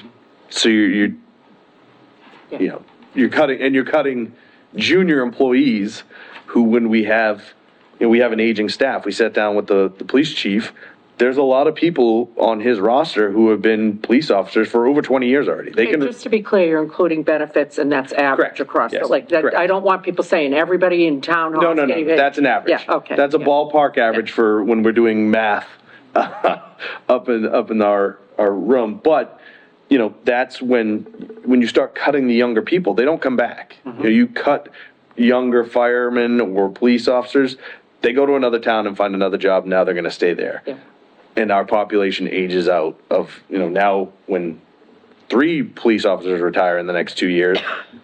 Then you've got succession Correct. planning problems. Yes. You're not growing the next crop and the next crop. And, and I have to say both Chief Mix and Chief O'Brien have been really focused on that succession planning. So, there's all kinds of collateral damage. So I guess, I'm sorry, sorry to dance around, You but answered my question. we've done the math and the math is ugly. It's very I ugly. guess for me, it just comes down to just like black and white, very, very objective facts. We have money in the free cash account because Eric and Lisa did a great job of shaking the couch cushions to find monies that weren't spent from years going back, and it's a fake number. It's not like we're just throwing in $2 million every time. Everything has been figured out. Everything has been found. Things that we invested in over the years, we can now no longer go back and say, oh, remember that thing that we did in that article in that town meeting? That's no longer there. All that's in that number. We have a state that isn't allowing us to have any type of grant funding anymore. So everything is 100% on our dime. And this is just to level fund positions and basic services. Is No that more ARPA either, so no more no more MBTA, one-time funds. community Yeah, stuff, yeah. yeah. So that's where we're at, right? And just not a scare tactic, not anything. It's just these are the facts. You have to just figure out if this is what's, if you have the ability to invest in this or not. Yes. Okay. I appreciate you being candid And about that. Ms. Green, I believe that all department heads have been asked, just as they were asked to say, what do you need? They were also asked plan for the worst case scenario because we have to be able to pivot. And although, we know that we need the override, ultimately it's up to the voters, and we will deal with whatever the results are as best we can. And it will be dire, but, so I think we had discussed at our last meeting, basically saying, like, the haircut has to be across the board. No, it was we equivalent. can't say, there's no sacred cows, and, I just think, per usual, Finance Committee delivered on very, Yeah. very transparent. I think you might have actually outdone yourself this time. I don't Did a want it really to good go job, to your honestly. head, but I think it might have been one of your better, even though the end message wasn't great, but the presentation itself, I think, might have been one of your better ones. I Yeah, mean, it gives validity to people, like I always go back to this, because I'm very fortunate, still have my grandparents here, but they're on fixed income. Like, I'm speaking to them who are sitting in the dark, trying to figure out how they're gonna pay month to month, true story. And then you have these people that are in town that can afford it, they have no problem spending it, and you gotta give validity to both sides of that, because there's a lot more out there than you think. So I appreciate you all coming here, always trying to do the best you can for everybody, so thank you. And I appreciate you guys have been super collaborative, really keeping everybody in the loop. Really appreciate what you do, because I know, people are gonna be giving you the hairy eyeball at town meeting. And you know what, Kevin, I'd be disappointed if you didn't give your dire warning every town Every meeting time. about us Every spending time. free cash. Thought about Yes. getting a sign and just It's holding it the up, one just putting thing it up. in town meeting that I know will go according to plan, and other the than only that, thing. yes, The only thing. exactly. All right, thank you. All right, thank you. Thank you very much. Okay, so, can we, talk about the Hanson override survey, and then we're gonna circle back to the, Whitman Hanson, limited scope audit, which I guess we're calling procedures, but I'm calling audit, so anyway. Potato. So this will be a very good follow-up to the Finance Committee presentation. If the board remembers, back a few months, we engaged the services of Bridgewater State University to assist us with a survey of County Hanson that focuses on questions on our budget and the override. The survey is complete. Everybody has a copy of the questions in their packet, but also we have a website that is ready, that is going to be fully live tomorrow morning with all the updated information. It's called Hanson Budget, www.hansonbudget.com. And we're going to have a link to the survey on that website as well. So people can click on the link and it'll bring them to the survey here. And it asks some questions about, the people taking the survey, and this is gonna be available to all residents. And what period of time will this be open for? I will confirm that. Okay. On it, but as people answer these survey and submit them, the, Bridgewater State, the graduate students will be tallying and calculating the, answers. Okay. So, basically, this is really gonna give us a taste of, where the appetite is in the town. And the questions are pretty specific of where, that will kind of echo on the backs of what the Finance Committee just presented to us. It will ask people, do you have school-age children at home? Do you rent? Do you own a home? The age categories. It will also go into questions of, did you attend town meeting last year? Did you go, did you participate in the election? It will also then start with questions of, No, I don't want to interrupt you, sorry. sorry. Before I forget to add, can we add a third thing for question 22 of just, because there's a ton of people that are voters here that don't pay rent, don't own a home. They might live with their parents, and they're still gonna, I am genuinely curious about that one. So add something to question 22? Yeah, because they're Live with gonna, family. yeah, Do you live with family? yeah, perfect. Live with family. Can I ask a question? Sure, absolutely.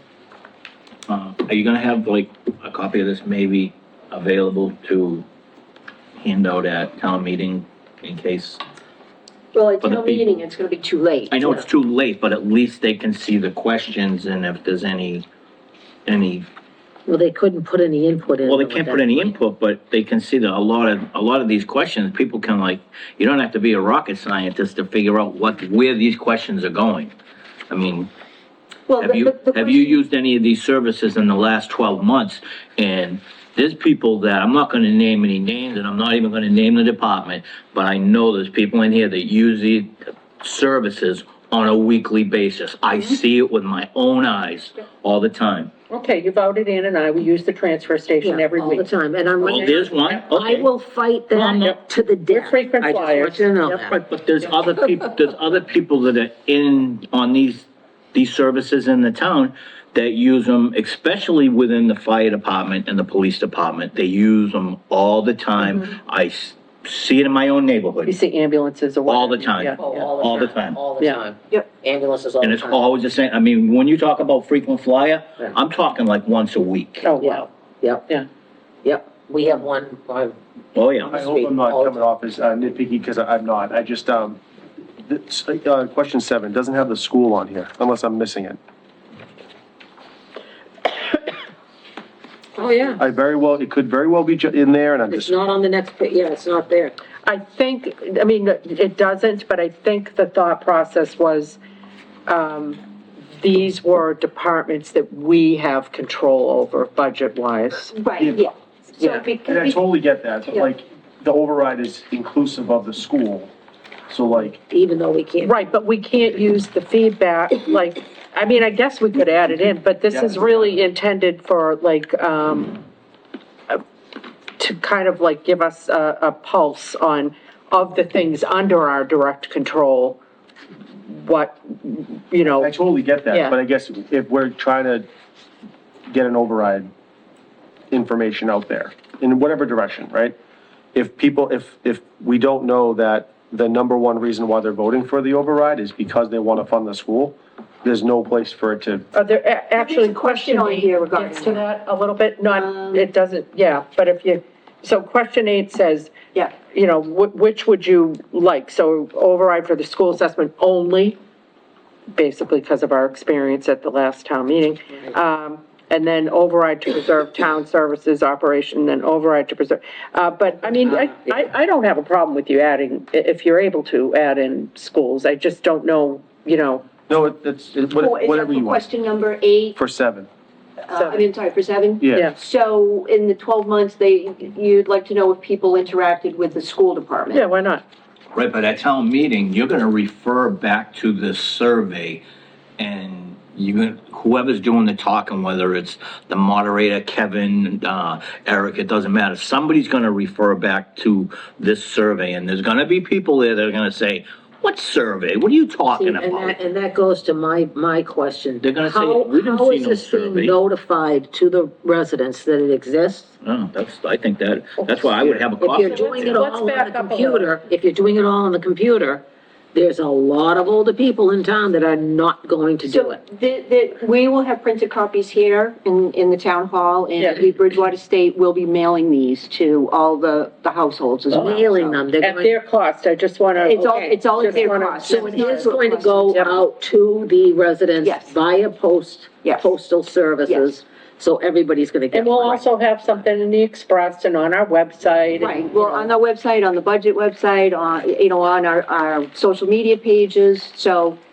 if people are saying they didn't hear about it, then I don't know what. No, I just see this, I just I see mean, the they same still will say that. disenfranchising Yeah. gonna happen with And- older people who aren't going to have input because they don't know how to And I don't get think to it's the our website. intention to get. No, up it's the- not. No, It's no, not. I don't think it's our intention to get up a town meeting and be Yeah, it like, won't- according to the survey, Yeah, so. you know, I don't think we're gonna State do. will This count. is more of like, just kind of give us a sense of where. As long as we can get the word out there to Yeah, everybody. yeah. I mean, I can remember not too long ago, we had a guy walk in here, I forget what his name is, I Oh, don't even him, know. yeah, I yeah. don't know where he lives, but he Yeah. came in here yelling and hooting and hollering at us that we didn't inform him.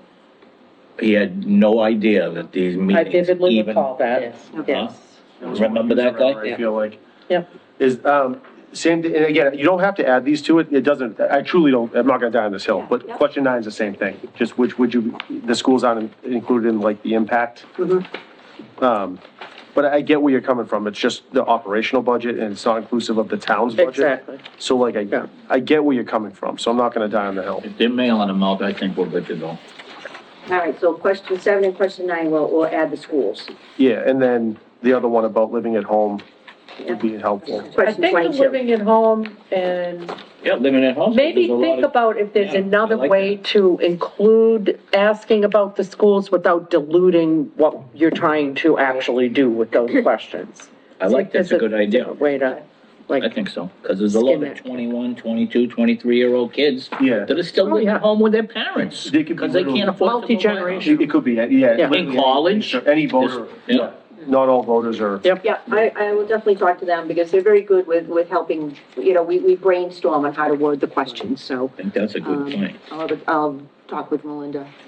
I think this is great. Yeah. And I really, I just like the idea of trying to get feedback from people, not on Facebook, where everybody seems to think everything happens, you know, but, you know. Laura's told. I know, but I got it on my head. No, I know, we're all ADHD, so it's like, it's very Does difficult. the Okay. resident have to get this back to the town on their own Yeah, they have to merit? get it back to us somehow. They don't- I mean, they're not gonna include self-addressed stamped envelopes. I wonder, could we have a little box out in front of town? Oh, absolutely, we can Yeah. have a box here that they can just To drop it drop them off. off, yeah. Yeah. Put it in an envelope, put it out, you know, drop it off in the box, and people will get it to our office. Yeah. They'll figure it out. That might encourage people, Right. because the thought of, I mean, I know it sounds crazy, but sometimes the thought of addressing an envelope and going down to the post office right, is it's just- exhausting. Right, It's like yeah. And overwhelming. then we'll get them to Bridgewater State where they can tally and calculate. And Yeah. again, this will be on our website, it will be on the HansonBudget.com And again, this will website. be a third party compiling this. It's For Bridgewater those State. people that Bridgewater may State have a University. conspiracy theory, we're not for it, and paying we're not for paying for it, results, no. we're not expecting certain results, we're not gonna manipulate any results. It is what it is, it lands where it lands, and we will Right. take that It's- feedback and we will embrace it and, Right, 100% out of our hands as far as tallying and calculating the responses. okay, great. Well, I think that's great. Thank you for thinking, because I think we had gotten all kinds of pricing on this, and this was a big cost savings, because, you know, and I think it's great for the students at Bridgewater State too, because this is a real life way to use some of the skills that they're learning, and it helps us out, so it's a win-win-win. Yeah, political science Yep. and, public administration graduate students. Yep. Okay, so, did you need us to vote on this? Just give me the okay, I'll Okay. make sure they make those changes, and Okay. then I will get it out there so we can really start getting the I will information. entertain a motion to approve the Town of Hanson override survey with the changes discussed. So moved. Second. All in favor? Aye. Okay, great. All right, thank you, Ms. Green. And then let's circle back. Mr., Before we do that, really Yeah. quick, so going back to what David was saying about getting people out there for this, is there a way that I'm looking at some of the other things on our list, so some of the start dates are after town meeting, but can Council on Aging or working with the library folks and seeing if we can do some outreach to try to get people to not only, you know, go in there and take this survey with town computers and whatever we can, but to also, you know, use it as an opportunity to get people into organizations that they normally wouldn't necessarily. Yeah, this is gonna be a collaborative effort with all the departments, like, we will bring copies of this to Council on Aging, to the library. And I don't want to overwhelm them with additional work, but I'm just No. curious if those are, like, I was thinking of even the veterans agent, like, if we had. it Yeah, our new come in veterans agent, before absolutely. Town meeting, but it Yeah. looks like the start date would be after town meeting, so it wouldn't apply.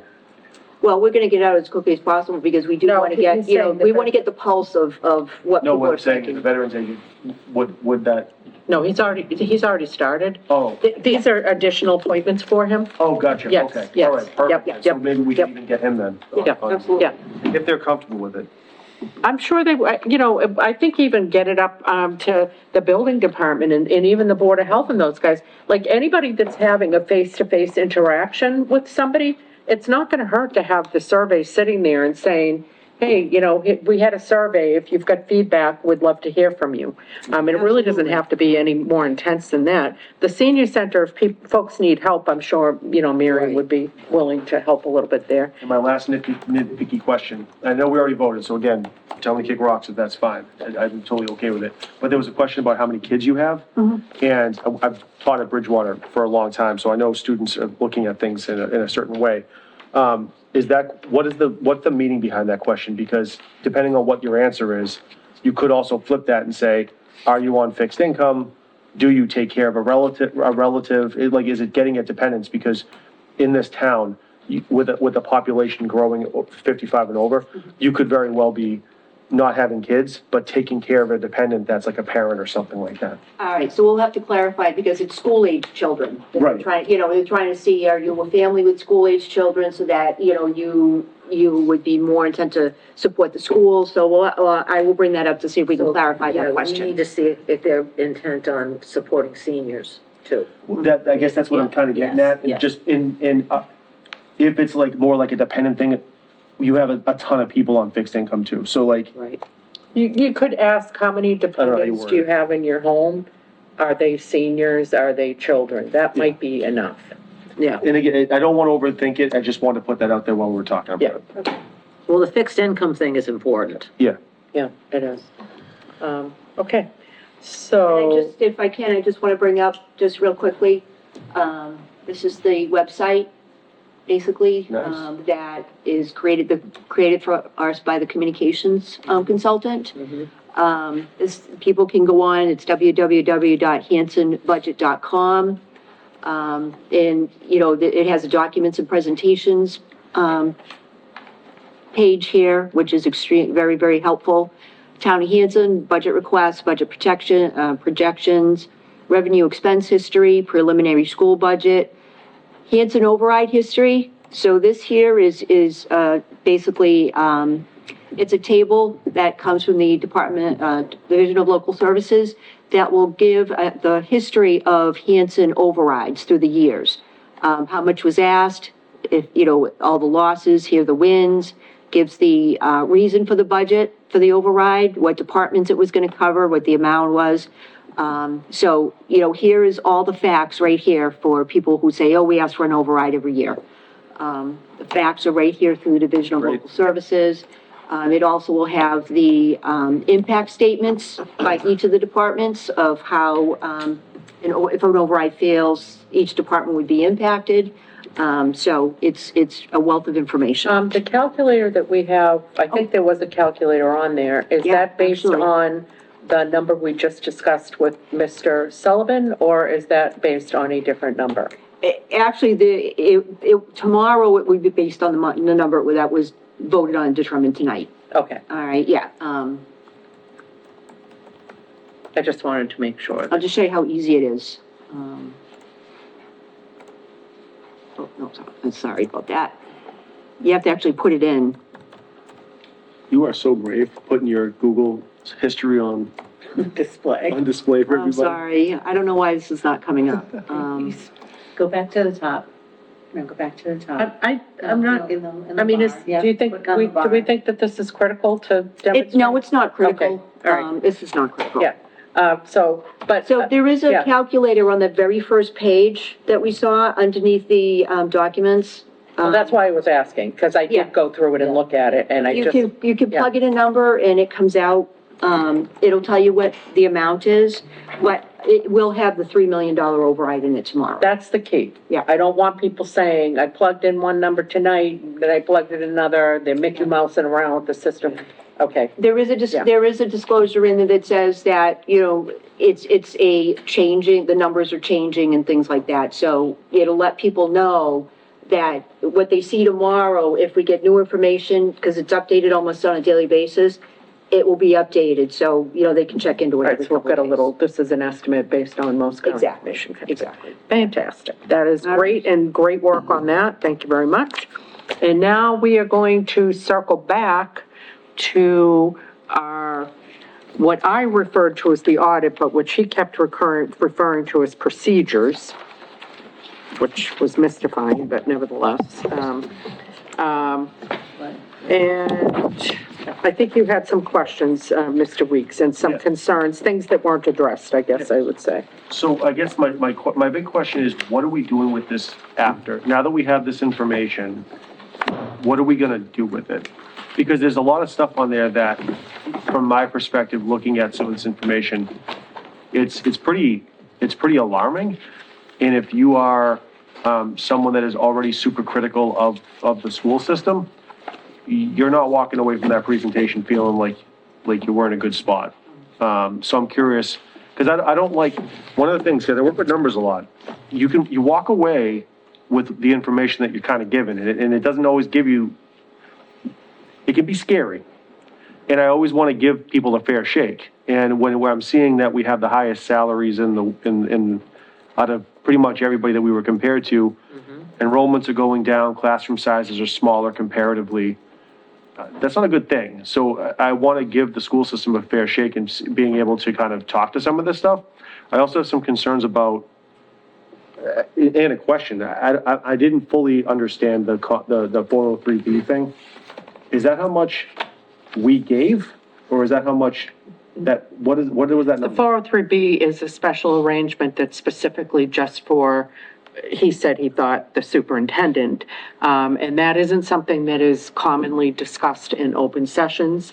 So that was one of the things that we were asked. It's for transparency's sake. And just kind of like, put a little bit of framework around this.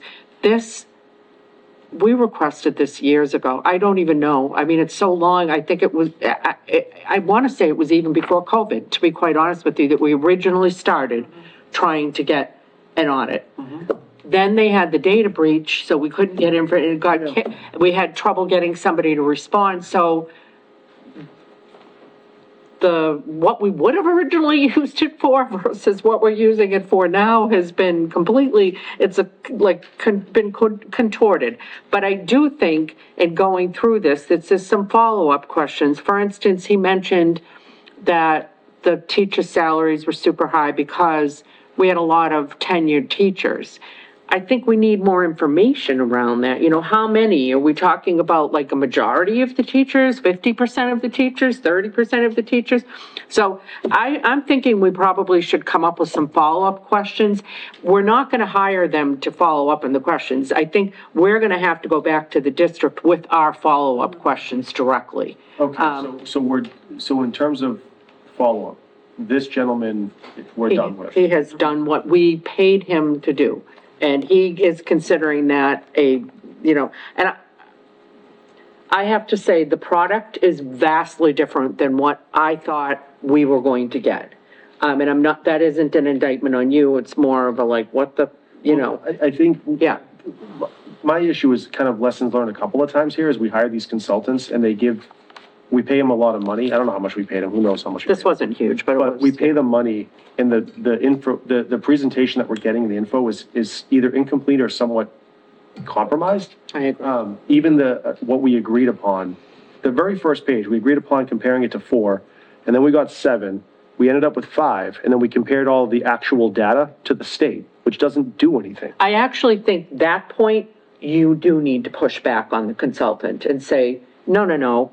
We asked for a comparison of regional school districts. We don't care at a state level what's going on. We're trying to do apples to apples, and you're dumping in, the whole grocery store. Yeah, I'm all for doing an audit, but it really has to follow whatever the parameters were, and the very first page is different than the product that we got. I agree. I'm all for turning over every rock. I'm all for looking at every but it really truly has to be impartial, and I feel like I have way more questions now.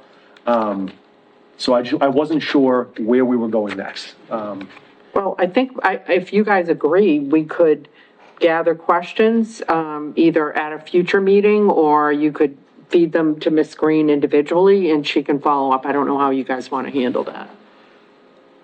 What are your thoughts? You're not alone as well. When they presented the audit in Whitman, the headline on the Express was, "The audit leads to more questions than Yeah, answers." Whitman was under one. So Whitman also had Yeah. questions on it Yeah, as they well. were under So is that why he seemed a little defensive when I was asking some of these things? Because I feel like it was more like I did this thing.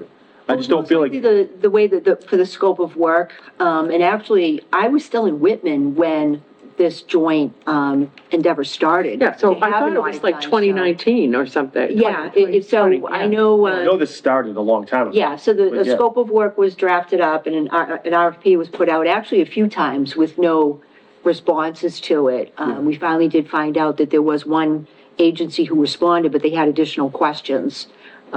And then, we had to kind of come up with a type of scope of work, which is what I and Eric Hinscherf did. Yeah, I'm not worried about the scope of work. I'm literally, and it sounds like we are gonna come up with a plan moving forward. I just didn't want this to drop, so. Yeah. So will people give Lisa their questions and then maybe you can consolidate them? Yeah, absolutely. And let us know what you're going to be following up with. And maybe even talk to Mary Beth about whether they've got questions over in Whitman Well, that no, are yeah, similar, absolutely. since See if we we can- both paid for the Yeah. All right, thank you. The product. That's all I wanted to- Okay. I just wanted to figure out what was next. That's Yeah. all.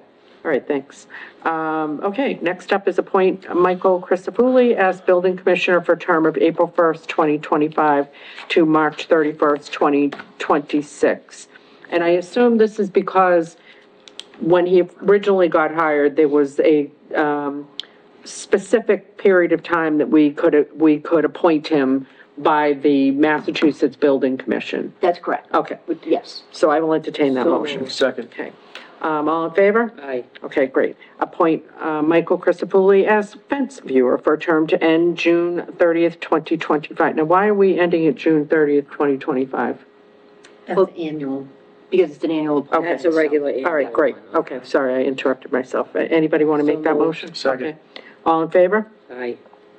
And continuing along that theme, appoint Michael Christofouli as Inspector of Buildings for a term to end June 30th, 2025. So moved. Second. All in favor? Aye. Fantastic. And appoint Michael Christofouli as the zoning enforcement officer for a term to end June 30th, 2025. So moved. Second. All in favor? Great. And, oh boy, okay. Appoint Thaddeus Nowacki, Nowacki. all right, as Veterans Burial Agent for a term to end June 30th, 2025. So moved. Second. All in favor? Aye. Amazing. Appoint Thaddeus Nowacki as Graves Officer for a term to end June 30th, 2025. So moved. Second. All in favor? Amazing. Appoint Dana Chase as the Council on Aging part-time van driver. So moved. What's the effective date of that, Ms. Green? Yeah.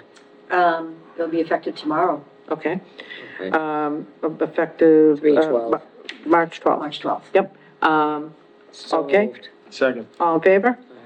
Okay. Accept the following gifts received in January 2025, $100 to the library. So moved. Second. All in favor? Amazing. Town Administrator Review, we have received reviews from all, for Ms. Green, from everybody but Mr. Heel, who is away. And I am anticipating that he will submit that relatively soon.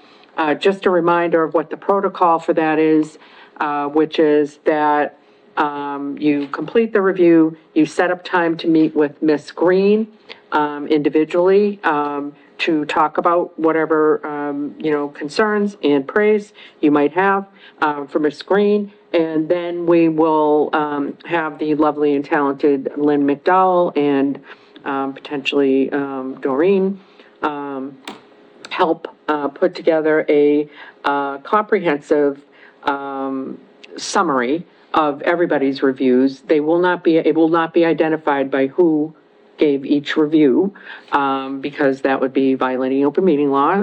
It will not be shared before we'll all see it for the first time when we sit down, and we will go through it in open session. So, next step, in short, is make an appointment with Ms. Green to go over your comments. Did you have anything you wanted to say on that, Ms. Green? Nope, looking forward to it. All right, amazing. I'm going to take things a little bit out of order. MBTA Community Act update and vote. At our meeting, and Ms. McDowell, I'm going to ask you, which meeting was it that we took a vote on this MBTA Community Act?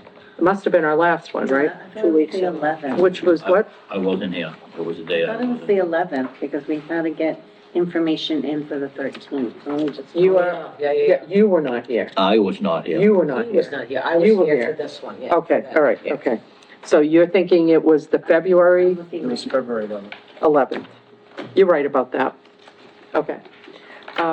So in that meeting, the Hanson Select Board, members that were present, and I'm sure the member that was not present would have voted this way too, but, voted to, pursue legal action with the state. And if I could only find, thank you very much. You want to read it?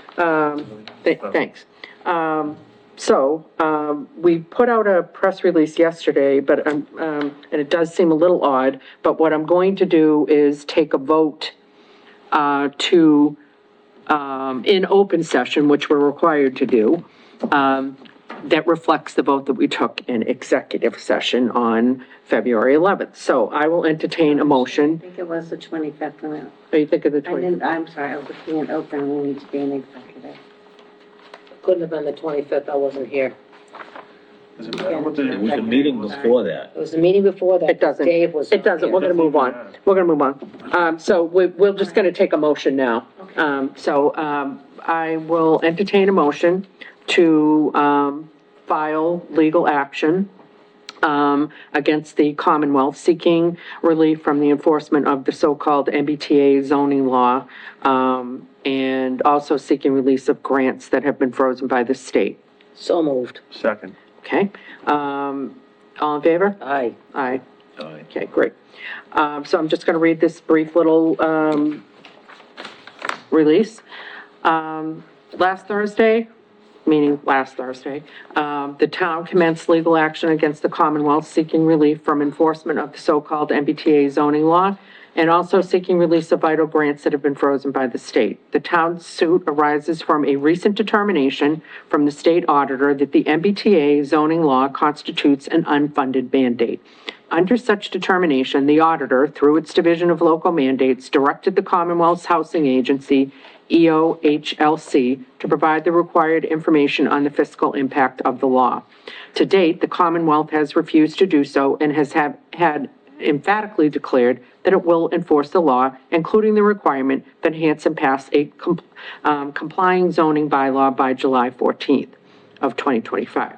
Hanson voters overwhelmingly defeated an article concerning an MBTA zoning bylaw amendment in large part due to a concern over unfunded obligations. Under the act, the town would be required to zone for a minimum of 750 multifamily units at a gross density of 15 units per acre across a minimum of 50 acres. This increase in density would require substantial investment in municipal infrastructure, including educational services. The Hanson Select Board determined the most practical and fiscally responsible way to compel the Commonwealth to provide the necessary financial impact information was to file suit in Superior Court. The legal action also seeks to relieve the town from the duty of complying with the statute until the Commonwealth provides funding to cover the financial costs of compliance. Hanson has been joined by 4 other communities in bringing suit against the Commonwealth. The Select Board remains committed to obtaining important fiscal impact information on MBTA zoning compliance and believes that the Commonwealth's financial analysis is necessary for voters to make an informed decision at town meeting on whether to adopt an MBTA zoning bylaw. That's the end of the press release, but to be clear, we will not be taking it up at the May town meeting. This is hypothetical, some point in the future town meeting, if it should ever go that way. Great job by our legal counsel, and perhaps, were you gonna give a little update during your town administrator's report on this, or are we gonna wait until we've got a little bit more meat on the bone? Well, it's litigation, so I don't want to give a whole lot of update on it. It depends on if you want me to. Well, I'll just give a very brief, they did go to, court, what did I say, it must have been yesterday, right, or Friday? So, yeah, the complaint was filed on Friday. Yeah, we have been asked by our legal counsel to have, folks get ready to have affidavits about the impact, that, the MBTA Community Act would have in them. So likely it would be, our fire chief, our police chief, you know, et cetera, et cetera. Water department. So Ms. Green will coordinate that on behalf of the town. Yes. And keep us updated on the progress. Did anybody have any questions about that? Nope. All right, amazing. So that brings us to 2025 May Annual Town Meeting. Ms. Green. Okay, so we have our special town meeting, warrant and annual town meeting warrant. The special town meeting warrant is basically it's a short warrant. There is only 7 articles on it right now. And we are still waiting for, as far as updates, we have some placeholders in there. We're still waiting for exact figures on it. Special town meeting warrant is pretty, it's standard. We've got our last fiscal year unpaid bills. Then we also have, money for our ambulance billing. Also included with this, it will be any contractual, obligations that come due for negotiations, actually will be added to the annual town meeting. Let's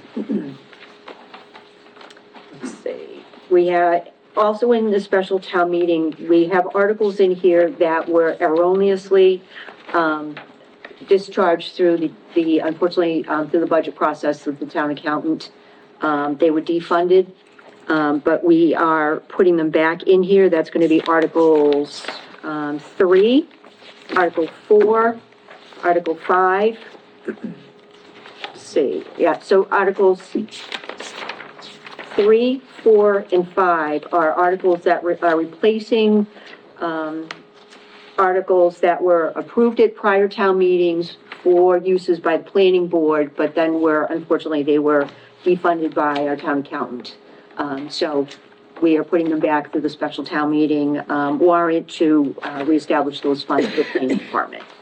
And they were defunded, if you will, without following the proper protocols, I think was. Yes, that's correct. Yeah.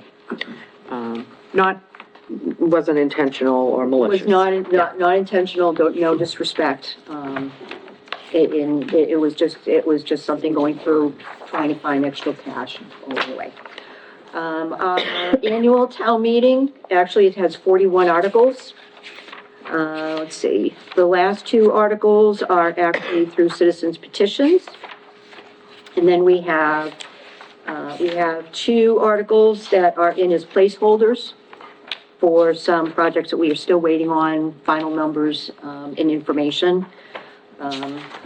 We have 2 citizens petitions for the same thing? Yes. Okay. I guess 1 more time, 2 more times with failing? And then what's next? Next Got all town the meeting, information. somebody else will be implementing the ban again. Mhm. Okay. All right. What's this Article 38, just a blank article? There are some placeholders then that Oh, are in just for the here. hell of it? Okay. Yes, Did you want to kind of cruise through, and are there any that, you want to kind of like quickly give us a little? so there are a couple in here, let's see. We don't have to go on excruciating, but if there's anything that we haven't discussed before, We're gonna do it 3 times. or that sort of not like a pro forma, like we do this every year type of thing. Yeah, so, I think, some of these that we did briefly, touch on, Article 10 regarding the, wage and personnel bylaw.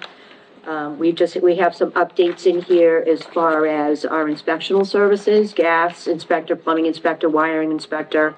The rates have been increased, as we are on the low end of the pay scale for those, Definitely. services. Yep. We also have an increase to our, inspector of buildings. Actually, no. that Building has to be commissioner. updated. That has to be updated.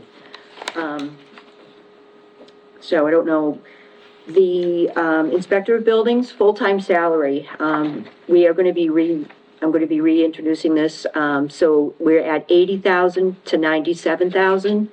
That is to be comparative with, towns that are similarly situated to the town of Hanson. In order to, attract and retain a building commissioner who has the required credentials and certifications that the state requires, these are the pay scales for those type of, for that position.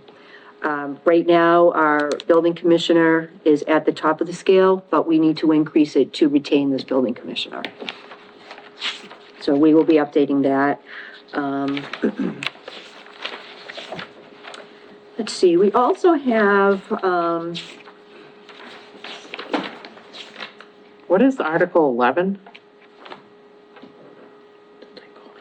okay, so Article 11 is, basically, it circles back to a property on Woodbine Ave. Yeah. That's what the library is. So, Article 11, Did you circles guys back have to a a property. question, or? No, no. Oh, On Woodbine Ave, where there is a dwelling that encroaches on about 5 feet or 10 feet onto town property. So this actually, dates back, I think in 2018 possibly, where the town was moving in a direction of, establishing an easement for that structure. But circumstances happened that kind of caused it to not move forward. okay, but now, back in 2019, we had discussed as a board, what are we going to get for this? Like, you don't get to encroach on town property and take it for free. So, is there gonna be some remuneration to the town for this? I do have to look into that, and I know we tried to circle back around that many times, and for some reason, it doesn't move forward with that. This language here was, suggested by town council, but I'll circle back around to see if there is gonna be some type of. I mean, it says the easement will be subject to negotiations. I'm hoping those negotiations are financial. It would be financial, Okay. yes. Yes. Or at the very least, an in-kind, we've got this piece, so the town needs to get something. It gets, We're right, not in the exactly. business of So, giving away free property to people. so this article at least gets that process moving and will allow us to negotiate with the landowner. Okay, cool. Let's see. Any other, sort of like, So we have we have the increase for the licensing fees that will allow us to increase our revenues. okay, Now, that is going to be Article 14. We have Camp Kawani in here, we have the Water Department. So also, the Article 17 is the article that the fire chief was asking for the increase in the, for the staffing. So we'll have to, I guess, determine whether we want to keep this here, or if we're gonna remove it because it's already included in that $3 million override. if it's included, We really wouldn't need it in here, but we'll have to check with legal counsel to see if we need to keep this article in here or not. But I'd rather know whether we are required to keep it in, Sure. or if it's gonna be included in the override if we don't need it. So Okay. that'll be an article that we're gonna work on. Let's see. what is the Article 18? This was put in as a placeholder in case that there was, any other, talk or discussion of possibly bringing this back. But we put it in as a placeholder, but it can be removed. I think we need to remove it. We're not talking about bringing it back. We're in litigation. Oh, Do you guys agree? I agree. Yep, so we can remove Oh. that. Do you not have, oh, all right, okay. So Article 18 and 19, basically, if we remove 18, Article 19 is for additional legal fees that it's going to cost the town. Okay. For this litigation. Yep. Out of free cash. Then we have some capital, some improvements. It's, $9,950 to, we're going to take care of the upper and lower parking lots by seal coating them and relining them. We've got, $12,692 to upgrade the town hall fire alarm system. I meant to ask earlier if we have to put aside funds for, I should have asked finance committee when they were here, but if we have to put aside funds to fight the MBTA stuff in court, and this override doesn't pass, I mean, presumably, we don't have any money to fight, right? Well, we always have a legal. We have a legal line fund, item, but we'd probably but will not be exhaust enough it to cover pretty, this. pretty So- quickly, yeah. But the legal line item, I don't think it would include something, this is like an extraordinary expense. I don't see. Correct. Yeah. Yeah. I was just curious, I meant to ask it earlier, and I forgot. Yeah, I don't see how the town could not have a legal fund for this. I mean, we have to defend ourselves, and if we're filing as a plaintiff, we need legal Yeah. funds. No, but he's saying if the override doesn't pass and we're Yeah. cutting everything to the bone, and we're saying in here, we need $275,000, he's just wondering, yeah. did they include that in their I rule? would just circle back with I it, don't because know what the finance yeah, committee did, 'cause so, yeah. if we funded everything from what the finance committee said, if we funded everything from free cash, we still have a $600,000 deficit, which means Right. cuts, which means we don't have any money for legal fees. Which means we have to find other cuts, because we have to continue with the legal fees. Yeah, we have no choice. We have no choice, really, yeah. No, it's a conversation for a different day, I just, Yeah. like I said, I meant to ask it earlier, so I would just see, did we raise that line item just in case, or were we banking on free cash? Yeah, if you can circle back, that would be great. Is there any other, because I don't want to go line by line, we've got some time, but Yeah, is there any other, hard-hitting, oh boy, this is going to be a surprise type of thing that, Yeah, number 22. 22? Well, it's just changing the. Oh, yeah, this is basically updating to. It says you're not gonna send out a bill. Well, this is the town clerk. No. They do, let's see, this is the town clerk, Says will be sent out with the annual street listing. Right, 'cause Save it's- the town postage. Yeah, right. So what's the problem with that? why don't you just go up on the price of the dog thing, on the price of the dog license and call it a day? This Because is, they're this is changing being the dates. proposed by the town clerk. But they usually send out a notice to people that have dogs too. Right, there's going to be a notice. Yeah, there's gotta be notice. With But it's not gonna be, stickers. it's not gonna be separate, No. It'll be in the same envelope. What, do you just check it out if it's not like separate notice? probably. All right. Well, you shouldn't. Not just me, I'm just, people, I don't. No, I know, some people I are think just people are like, gonna miss it. yep.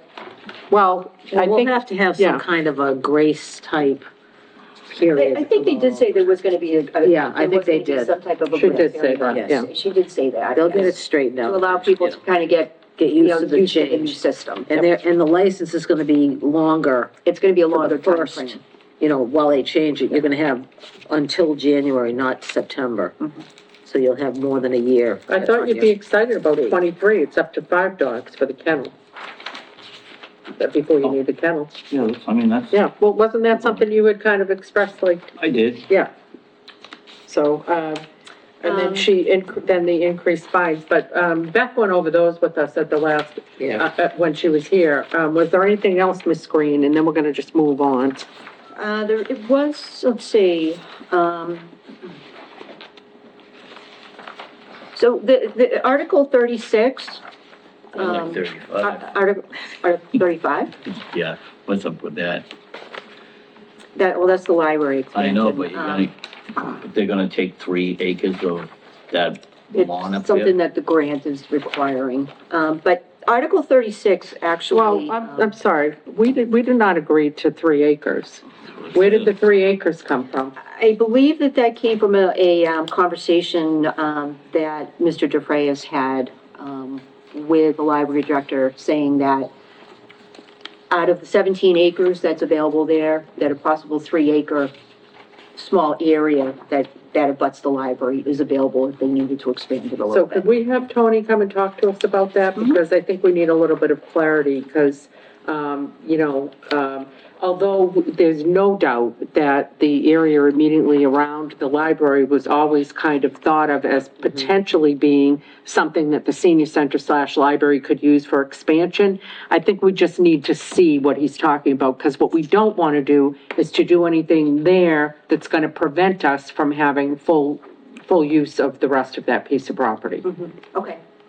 So, okay. Good call, David. And so 36, yep, Number 36 actually is funding through free cash. What this is going to do is, when we have power outages, this money here is going to allow the traffic lights out here in front of Town Hall to be hooked up to our generator. So if the power goes out, these traffic lights here will stay on. They will be That's great. powered through our generator. because that does happen. And that is something that our town clerk brought to our attention of, Yeah. you know, why can't we have this done? So, this has been in the works for probably a year and a half Okay, to cool. get this done, so. Great. And that's about it. All right, And, any other questions or concerns or articles that we don't see that we thought we'd see, or anything of that sort? just Article 37 to, to establish a, water enterprise fund. And that that's being proposed by the town accountant. Oh, okay.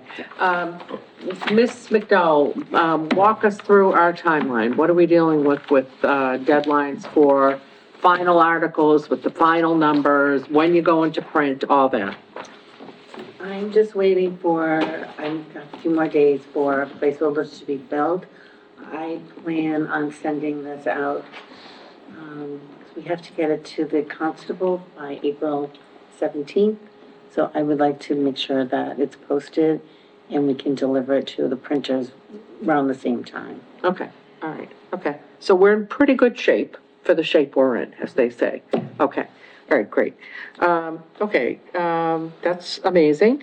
And then that moves us to one-day liquor licenses. I will entertain a motion to approve Sheena Green, 4/5/25, Nomi Santos, 5/3/25, Halsey Vandenberg, 5/25/25, and I will entertain that motion. So moved. Second. Okay, all in favor? Aye. Okay, amazing. I will entertain a motion to approve the February 11th and February 25th open session minutes So moved. Second. of 2025, I should say. All in favor? Aye. Okay, amazing. Already gave you the Economic Development Committee update. Did anybody have any burning desire to give me an update on any other subcommittees? No. All right, amazing. That moves us to Town Administrator Report. Ms. Green. Okay, Madam Chair, Vice Chair, and members of the board. This would like to report that, we've made repairs to Town Hall and library roofs. They had begun they've been leaking, from the last, all the heavy rains that we got. So the Town Hall roof is repaired, over by the assessor's office, and the entry hallway was leaking. And the, library roof is repaired. Again, I really need to recognize Charlie Baker for all the work that he did with coordinating, the contractor come out and complete those repairs.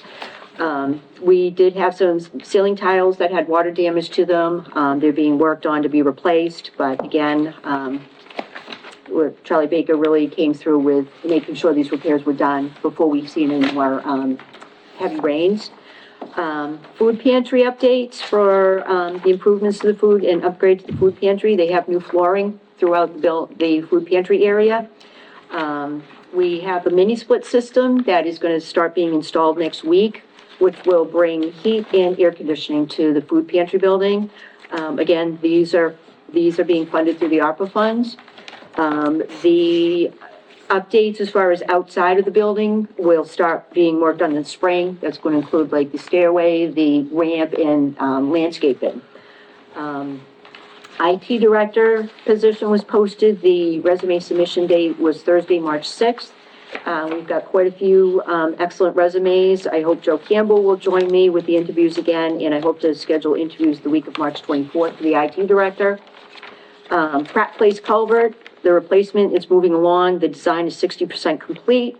The engineers, they still need to meet with conservation for input on the design and filing a notice of intent with conservation. But we are moving along quickly with that, and again, that's ARPA funded. So MEMA, Massachusetts Energy Management Agency, is going to be scheduling a 402 incident management training for elected officials. It's going to be, Robbie O'Brien is going to coordinate it. It's going to be sometime late April or May. The class will run 8 a.m. to 12 p.m. We will be given some dates, well in advance to provide to you if you want to join in this training. It's at no cost to the town, and to be very, very, beneficial to elected officials. I talked about this earlier, the Hanson budget and override information website is live, www.hansonbudget.com. Information is going to be updated on a regular basis as more information comes in. If anybody has any questions on the website, they can certainly give the town administrator's office a call, and we can help them navigate whatever they need. Again, the survey at Bridgewater State University, we will make those changes and get that information out to everybody, let them know the survey's out there, and we'll make sure all the departments have paper copies for people. And I do want to thank Bridgewater State for putting that together. Actually, that completes my town administrator report for today. Question. Yes, You said that the mini splits are gonna provide heat and air conditioning? yes. They have heat. So Yeah. it should be just They have air gas conditioning. heat. They have gas heat. Yeah, but the gas bills are crazy. Oh, I know that. They will have the capability of providing both. Okay. So Yeah, so what it's usually a happens dual with those system. mini splits, I'm sure you know this, is like they're good to like, They're only good to like 20 degrees. yeah, I know. like 25, 30 degrees, and then the alternate will kick in. So at least that will give them some versatility. Okay. Yeah, Depending on which one you buy. Right. They have them, I know people that have them up in New Hampshire, and that's all they have is a mini split. And they get, no wood stove? nope. Well, that's unusual because most. They must have the Alaska Yes, versions. they have. Yeah. I don't know, but that's all they run. Yeah, no. Yeah. Okay, amazing. With that, I will entertain a motion to adjourn to executive session And pursuant to open meeting law, chapter 38, section 21A3, to discuss strategy with respect to collective bargaining or litigation if an open meeting may have a detrimental effect on the bargaining or litigating position of the public body and the chair so declares.